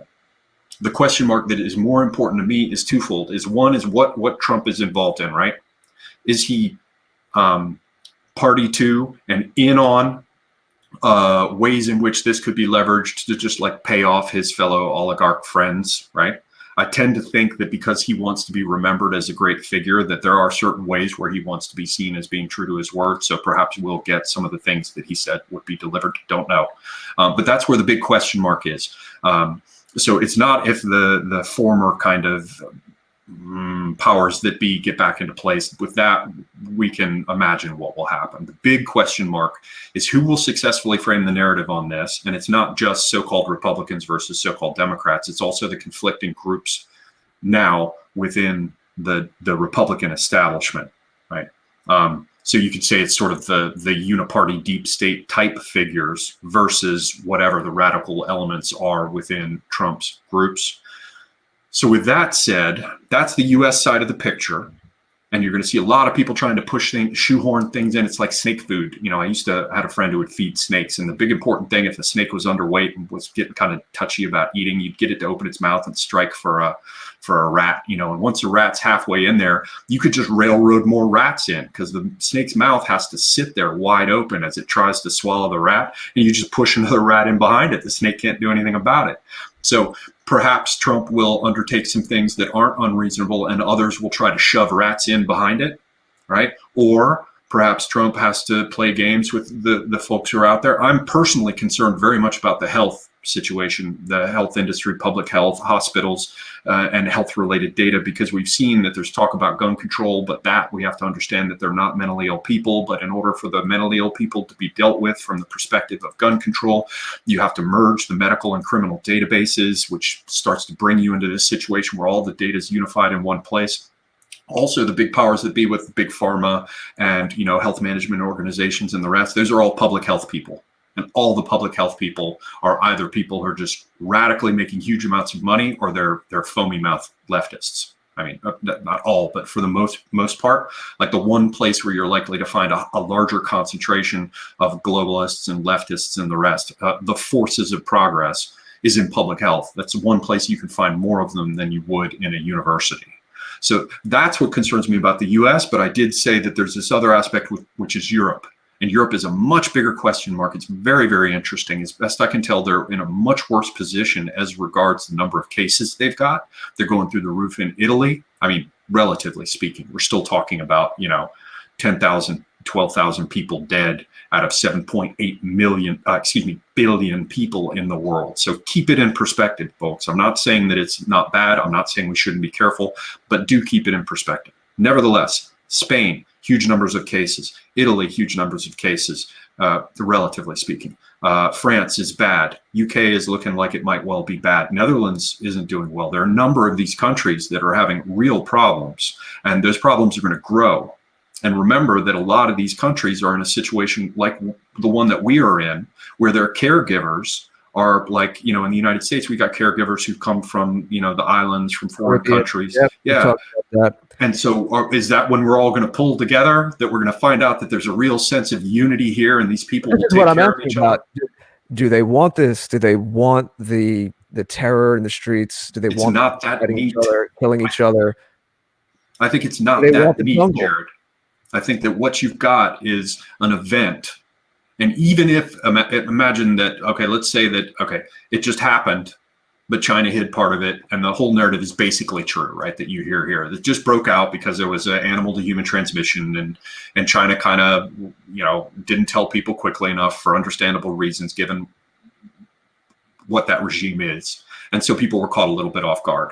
That's one scenario. Even if it was done by some group, it still caught people off guard because it would be a tiny isolated group of people that would be responsible for taking that action. So it would still be a surprise. Even if you talk about the them, and even if you don't fully identify the them, you have to understand that for the vast majority of all the moving parts of this global picture, people would be caught flat-footed by it. So I don't think it's as simple as saying, what did they want to happen, right? If there is a them, and like I said, I'm perfectly willing to entertain conspiracies. That's one thing, but there's so many moving pieces. National governments that in some cases, for example, in Eastern Europe, conflict with Brussels. National governments that actually run Brussels, in the case of Macron in France and Merkel in Merkel in Germany. The UK is now split out. So I don't think it's safe at this point to try to approach the model with, did they want that? Unless we got specific like the Chinese. And then there's a big question mark. But if the Chinese did it and they wanted to hurt the US economy, but they didn't want to hurt the European economy as much, who's to say, for example, that under that model, the Chinese couldn't have spread it, but then once the virus is modeled, again, just speculation, this is just an illustration, who's to say that the CIA or, MI, whatever, from Britain couldn't have come in and spread it in Italy so that Europe would have a problem too, right? There are too many moving parts here. That, every detail is planned back when. I would never submit that. Right. But just that, the moves being made, and we know there's competing factions. I was speaking just, for argument's sake before. I don't believe there's one unified them behind the scenes, certainly. But I do think that there's a lot of people who have the levers of real power that, they really don't care about. They're not trying to save us. They don't care about your health. They don't care if your grandma suffers. They don't care if you stab each other in the streets over toilet paper. And in fact, if they saw this developing, that they could angle for wanting that so that they can implement what they've been trying to implement quicker. That is where I was, that's what we're speculating. Yeah, I think that you've got the situation in the US where it remains to be seen who creates the narrative. Because, the bottom line is I think you guys have noted too, I've been following some of your tweets on this, the borders have been closed, or more closed than they were. And the public is being primed to recognize that that's an important thing to do. The public is being primed to engage with a number of nationalist ideas like bringing the supply chain home. How come we're getting other people rich? Why are we involved in these pointless foreign wars, etc.? So it could be a win. And it cuts on the knife edge of whether Trump is forced to wear this and everybody blames him and says it's his fault and he's not a good leader in terms of crisis, then he loses. But if that doesn't happen, I think the US is poised, death and economic devastation that we'll have to confront that's coming up now, right? That aside, the US, I think, is poised to come out of this much stronger and with a likely a set of programs that are going to be the kinds of ones that we could get behind. However, let's leave China out of it. We've already talked about them enough. Europe, they've got a real issue. They had a $75 billion hole in their budget that appeared simply as a result of the UK leaving. Now you've got, they managed to push Salvini back and Conte's staying in power, Conte or whatever his name is. I believe I still have that right, is still staying in power, but Italy is kind of teetering, right? They did a sort of a tour where von der Leyen or whatever her name is traveled around and everybody was like, we had a big budget shortfall. We need a lot more money or this is going to fall apart. In Europe, we have problems. And they went to all these countries that are net contributors because, I think it's the majority of the countries there aren't actually contributing. There's a group of countries that have to pay in all this money, and then there are others that get given money for the most part. Most of them are not net contributors. So they went to some of these few countries that actually are providing the money and said, look, we might need to get a little more. And they said, not from us. you can kiss my rear end. There's no way. And so they've already got the shortfall with the budget. They've got this crazy virus breaking out. And, if you go to that Johns Hopkins page and look at the counts of, infected and deaths and the rest, they don't show it by the EU as a group. And I wish they would, because you would see that the issue there is much larger than what the US is facing. Those people live much closer together. We think of Europe as being open, but it's much more crowded with people, much more densely populated.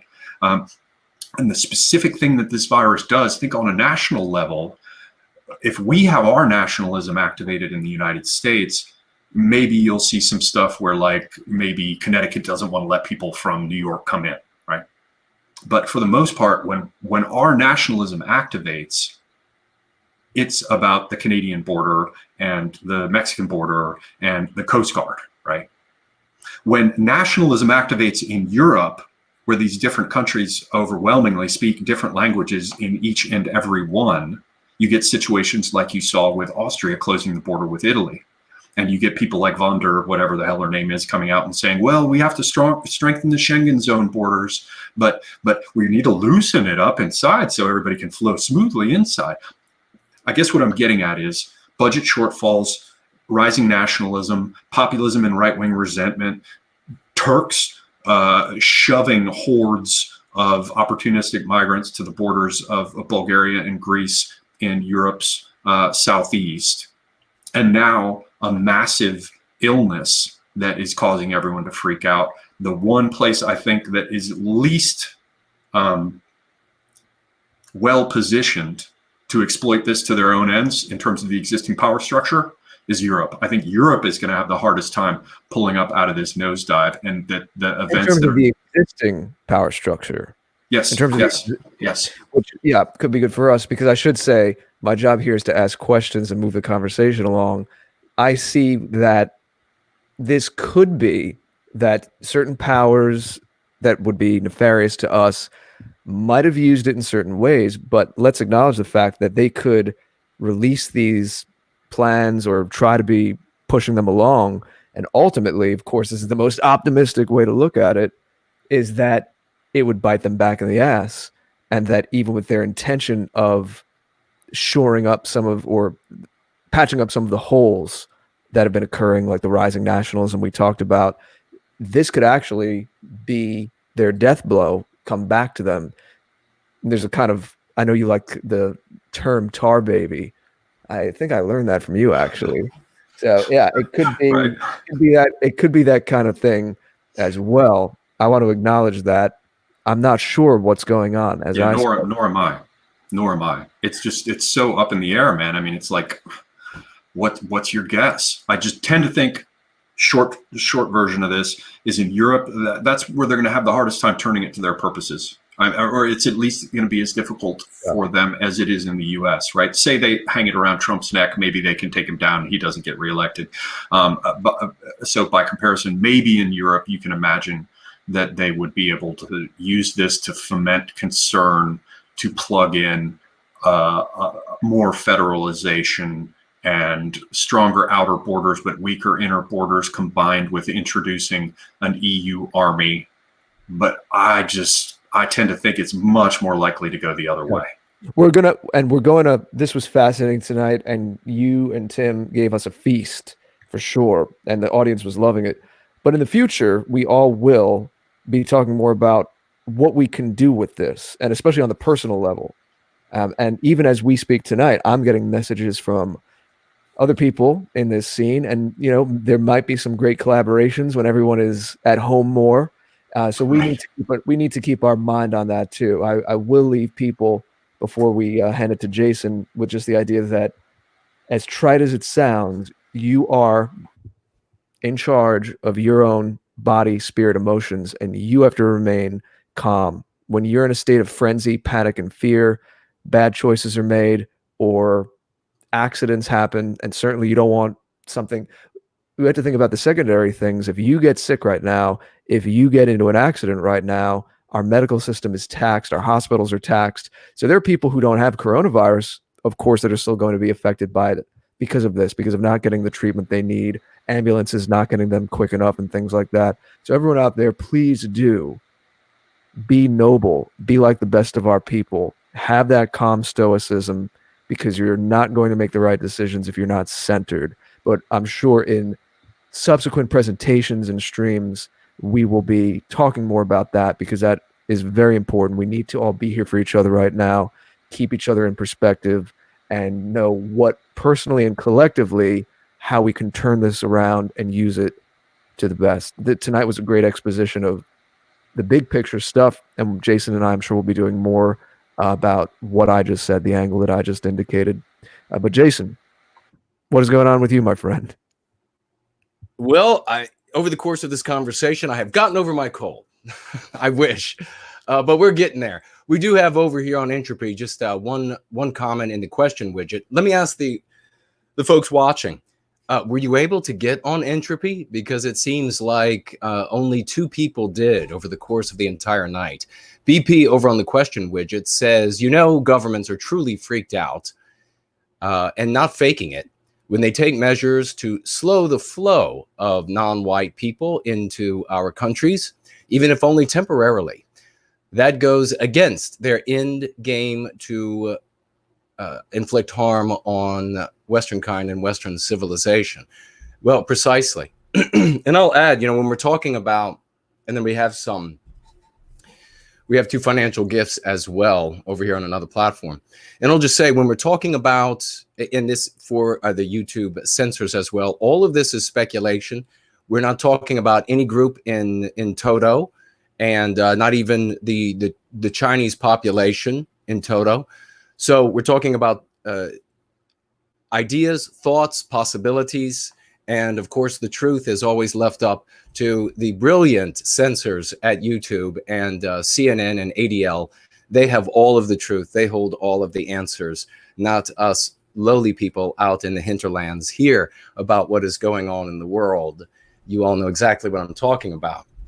But when we're talking about this with our friends and family, I just want to reiterate here as we're wrapping up, that any of these thoughts, you just share them as this is a possibility, that is a possibility.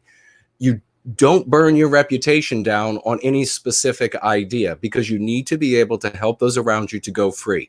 The whole purpose of these conversations is not to scare people. It's not to intimidate them into apathy or into indolence or into hiding under your mother's dress. You want them to become activated. You want them to help others to go free. You want to help them to go free so that they can help others to go free. Which means what? Which means that we are not going to be like the conservative nationalist losers out there, the patriot losers of yore, and talk about just the commies or something ignorant like this. These are anti-whites. If they are harming us, that means they're anti-white. It doesn't matter what name they call themselves. If the Chinese government or whoever they are today decided to call themselves, as I've joked before, like the cherubs from heaven, are we going to be as dumb as the conservatives and call them the cherubs from heaven? No. The conservatives will do that. The nationalists will do that. They'll say that they'll try to mock babies at that point because they're so inane. What matters is that they're anti-white. That welds us together as a people. It frames the issue in a way that everybody can understand. It puts everything in a very simple box, and it makes it easy so that if you have people who happen to be in China who are anti-white, and then people who happen to be in another country who are anti-white, well, then they are both in the same category. They have put themselves all in the same category. Easy for us to understand, easy for us to communicate to others. Now, if you want to dig down and this becomes, the issues, and you want to dig down with others who are focusing on and researching the issues, and you want to see all the specific intricacies, that's be my guest. More power to you. And if it helps us defend our well-being, then please indulge and engage in that. But you don't sell the scholarship, or you don't sell the opening at university by opening up to page 612 and talking to people about the Higgs field. You talk about how wonderful it will be to participate at that university. So this is what we have to be talking about with our friends, family, and strangers, particularly when it comes to what's going on in China. And remember this, ladies and gentlemen, if this was some sort of a of a specific plan or what have you to undermine us, or if it was just natural process of zoonosis, which has happened many times in the past. That's where the plagues have come from in the past. There wasn't scientists in laboratories clipping things apart and putting them back together. Either way, all that matters is that we recapture our destiny. Doesn't matter whether or not somebody snipped it and put it together for the purpose of testing and restraining the immune system response by way of these particular receptors and the upregulation and downregulation, so that they would have a longer time to look at it in the petri dish and in the animals they were examining, or whether or not they snipped it and put it together for the purpose of it being biological warfare. There is Oliver and Tim both were talking brilliantly about the reality, ladies and gentlemen, that it's always war. It is always war with all countries. This is reality. This is the jungle. It is only the nursery inside of Western civilization. I think we should name the show. I think we should name this episode "It's Always War." It's always war. That'll be a good one, so people watch the replay. Right, exactly. It is always warfare. They are always looking for a way to undermine each other. They are always looking for a way to checkmate or check each other. This is what the real world is about. It's always about positioning one step ahead. And that is why the United States, for example, is going to do things like prepare for quarantining populations if they have to, so that the United States military can stay fully intact and able to defend against China and et cetera around the world, because it is always warfare outside of the nursery room that is Western civilization that white men have created, and that now almost all of our women and nearly that many of our men think that's the way the world operates all over, that it's just nursery room everywhere you go. It's pathetic, but that's not reality. Outside of that, it is violence and it is warfare and it is bloodshed, and every step is taken to outmaneuver the other in order to gain the upper hand so that you then control. The only reason we have peace and have a nursery room is because braver men and women than us today went out into that jungle and secured it for us, ladies and gentlemen. Rest assured, if some other group of people around the world had beaten our ancestors, we would not be enjoying nursery room environments. It would be a very different world.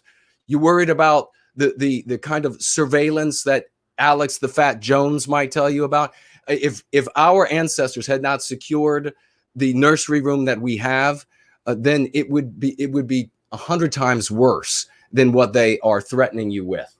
So let me see. We have here Goodness to Greatness, financially gifting $5 over on Cash App, and it does appear that there is an issue with the dirtbags over at Ko-fi who have not gotten back to me yet. We haven't been able to receive a financial gift through them, so we might have an issue and might have to set things up somewhere else.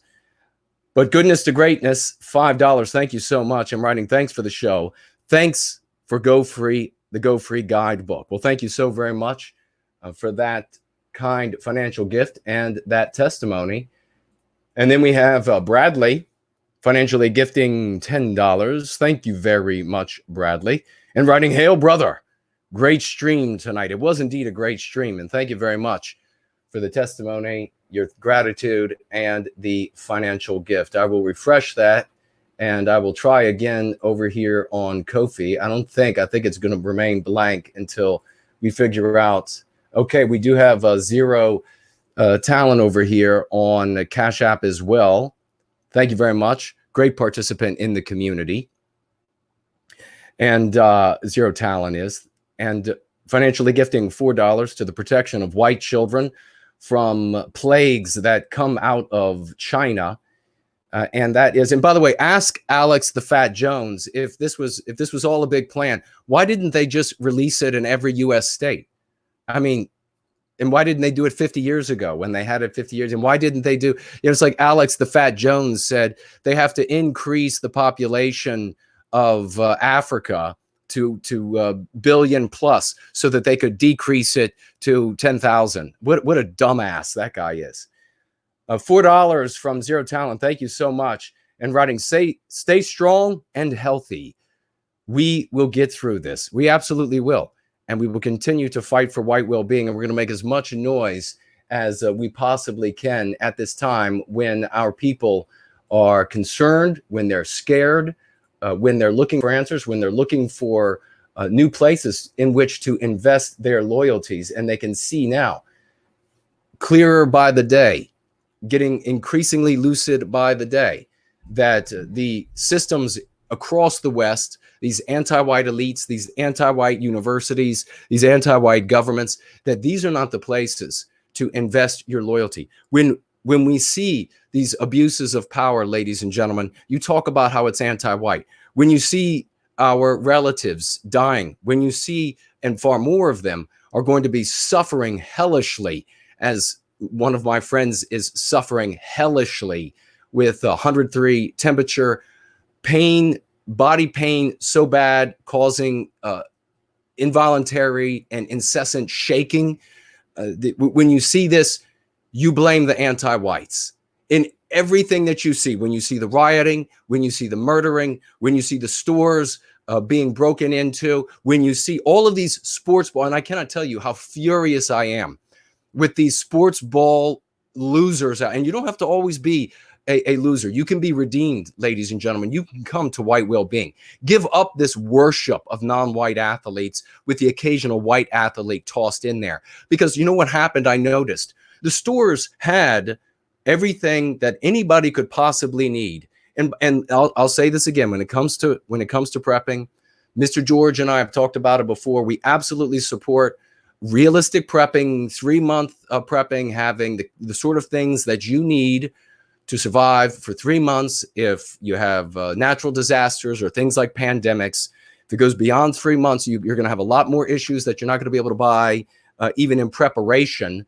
You're going to have to find a lot of inner fortitude and inner strength, because there are steps that would have to be taken if things go beyond 3 months with a complete shutdown that we're not even allowed to talk about here on YouTube or elsewhere. But the stores they had the things that they needed until the sporting events and seasons got shut down.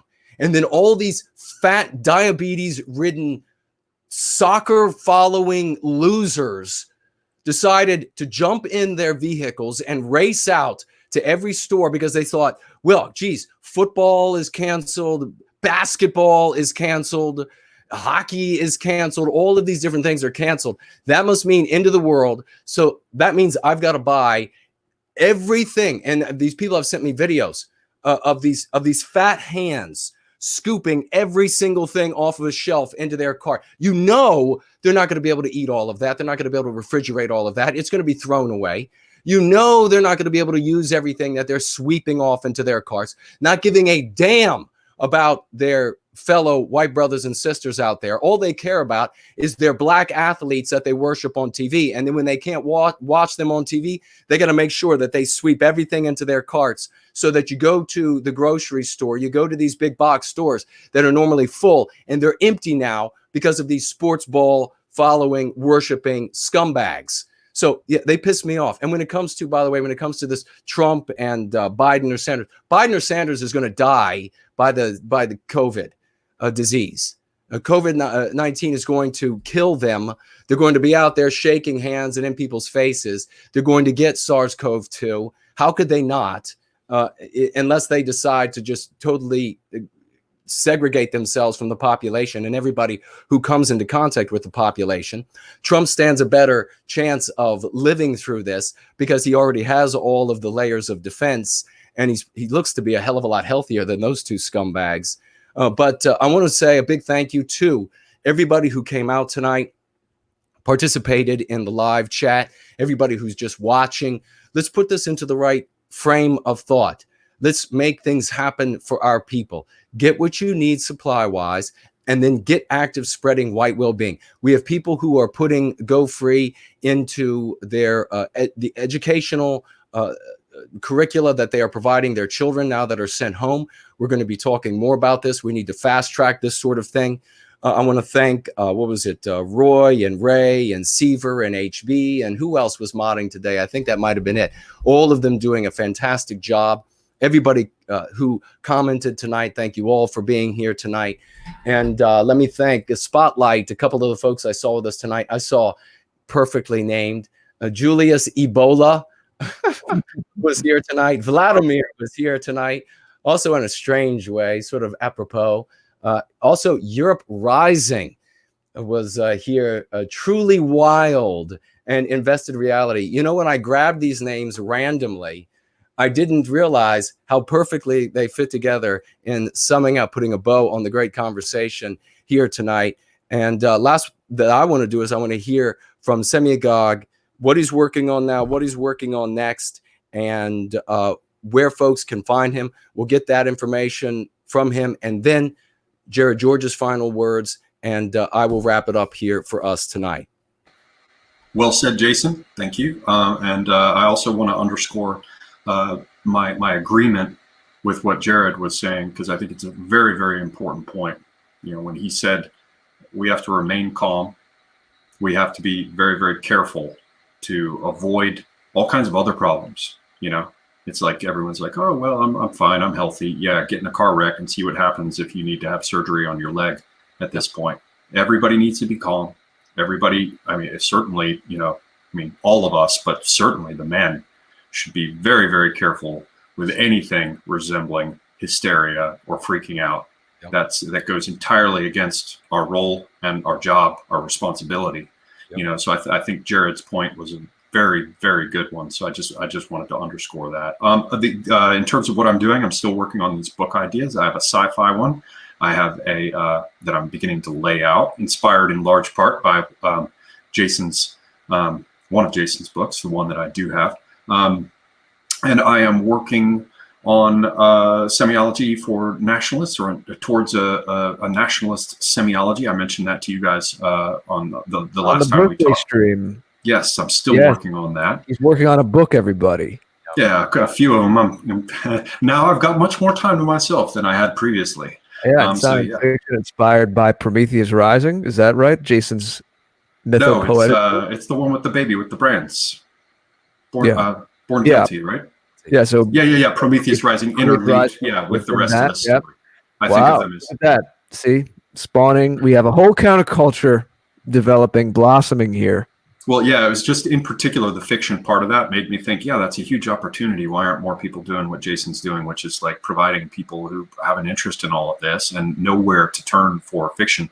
Now, obviously, he's dealing more with myth there, and he's, shuffling the two sides of the deck together of the nonfiction recollection and the sort of mythopoetic elements. But it did make me think, yeah, what about sci-fi? What about these stories? You know, these are the things that actually spread to a considerable extent, much more than, for example, you know, some dry nonfiction. So yeah, the semiology nationalism one I'm still working on. I'm laying out my basic plot and story for some sci-fi stuff, and I'm still working on a translation from Circassian that, I told you there's a book from the 1860s written by a Circassian, a Mamluk slave in Ottoman service who went up to the Caucasus and put down all these brands of the different tribes of that region.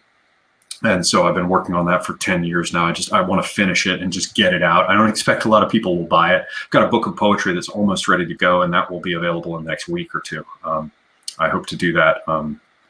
Jason turned me on to some possible ways of, in terms of the publishing opportunities or options online. So anyway, yeah, that's one thing is the publication. The other one is I just did a long interview with Philosophicat, which will probably be posted tomorrow.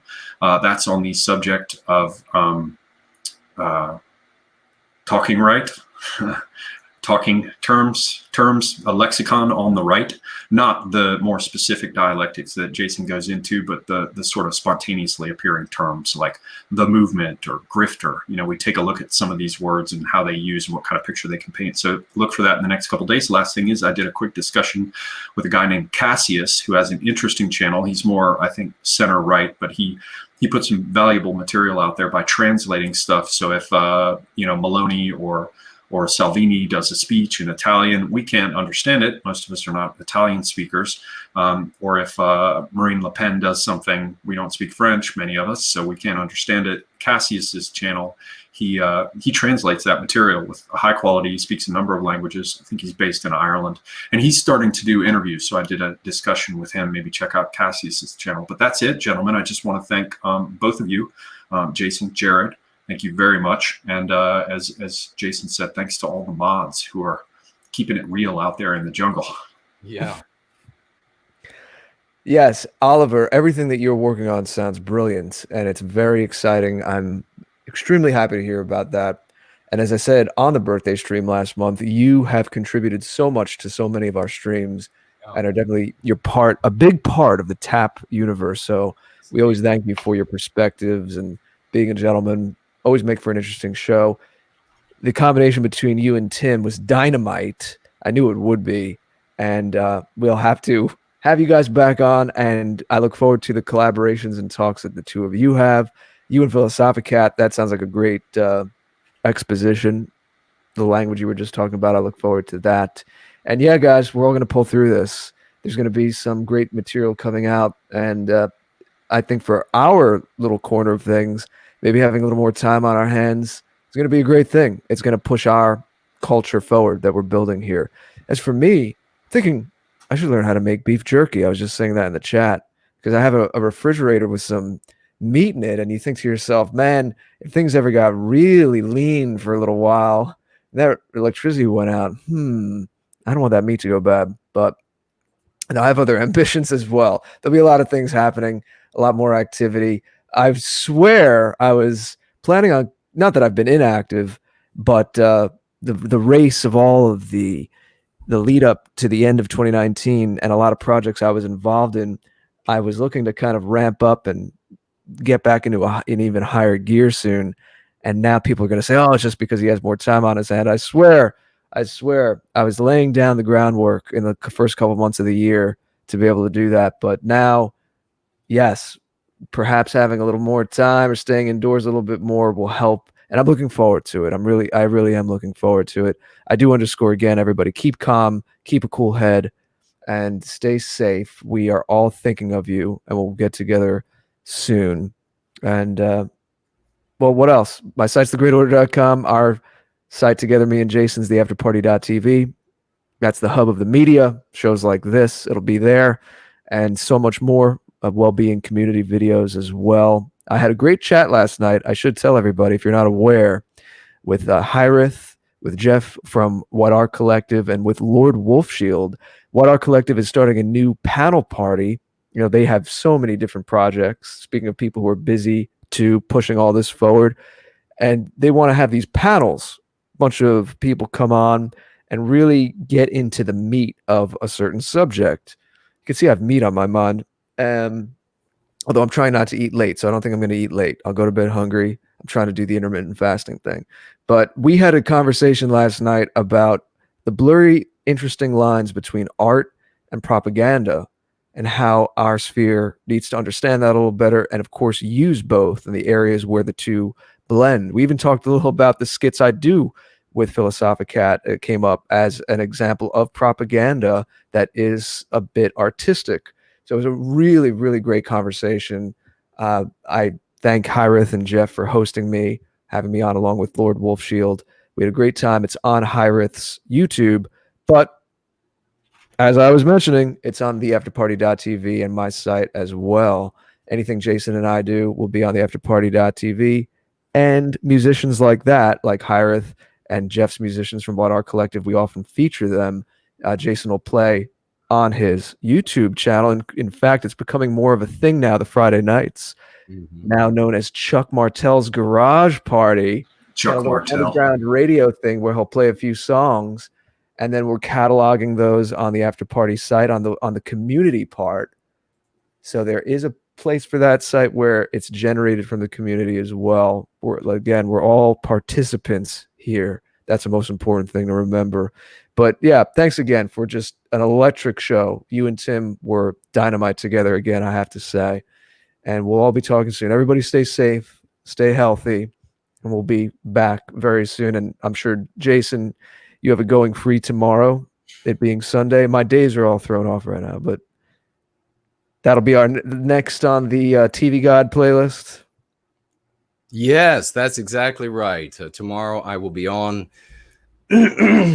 Hopefully the voice will be a little clearer. It's clearer today than it was yesterday, and I think it's even clearer than maybe it was earlier when I was on Tim. So maybe we're getting better as the day goes on. I suspect that is the case.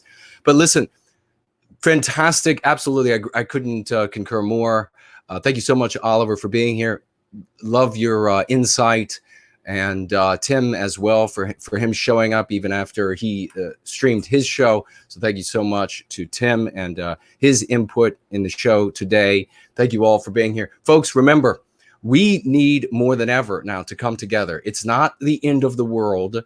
It is a plague. It is a genuine plague. People are going to suffer. People are going to die.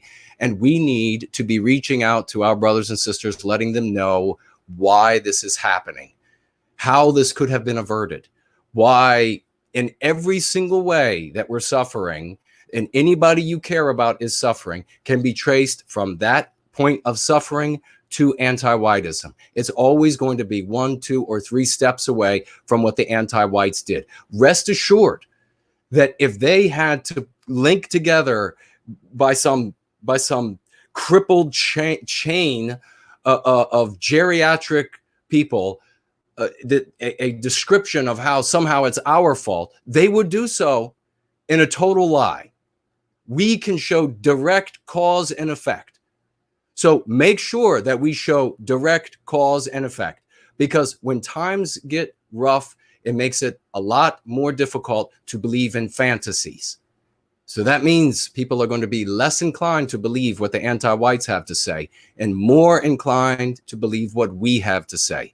The only way we are going to make our tomorrows different than the todays we are experiencing is if we get out there and do the work ourselves, is if we tell the folks about what is happening. That means it's going to have to be all of us throughout the totality of this opportunity. And that's what we need to view this as horrid as it is, as horrific as it will be, as many lives are going to be lost. None of that is our fault. This shrouded plague crossing the landscape has been birthed by the anti-whites. And as it reaps the lives that it will reap, you should put every one of those on the hands of the anti-whites. Because if you don't, they will put them on ours. And I look forward to seeing you all again next time.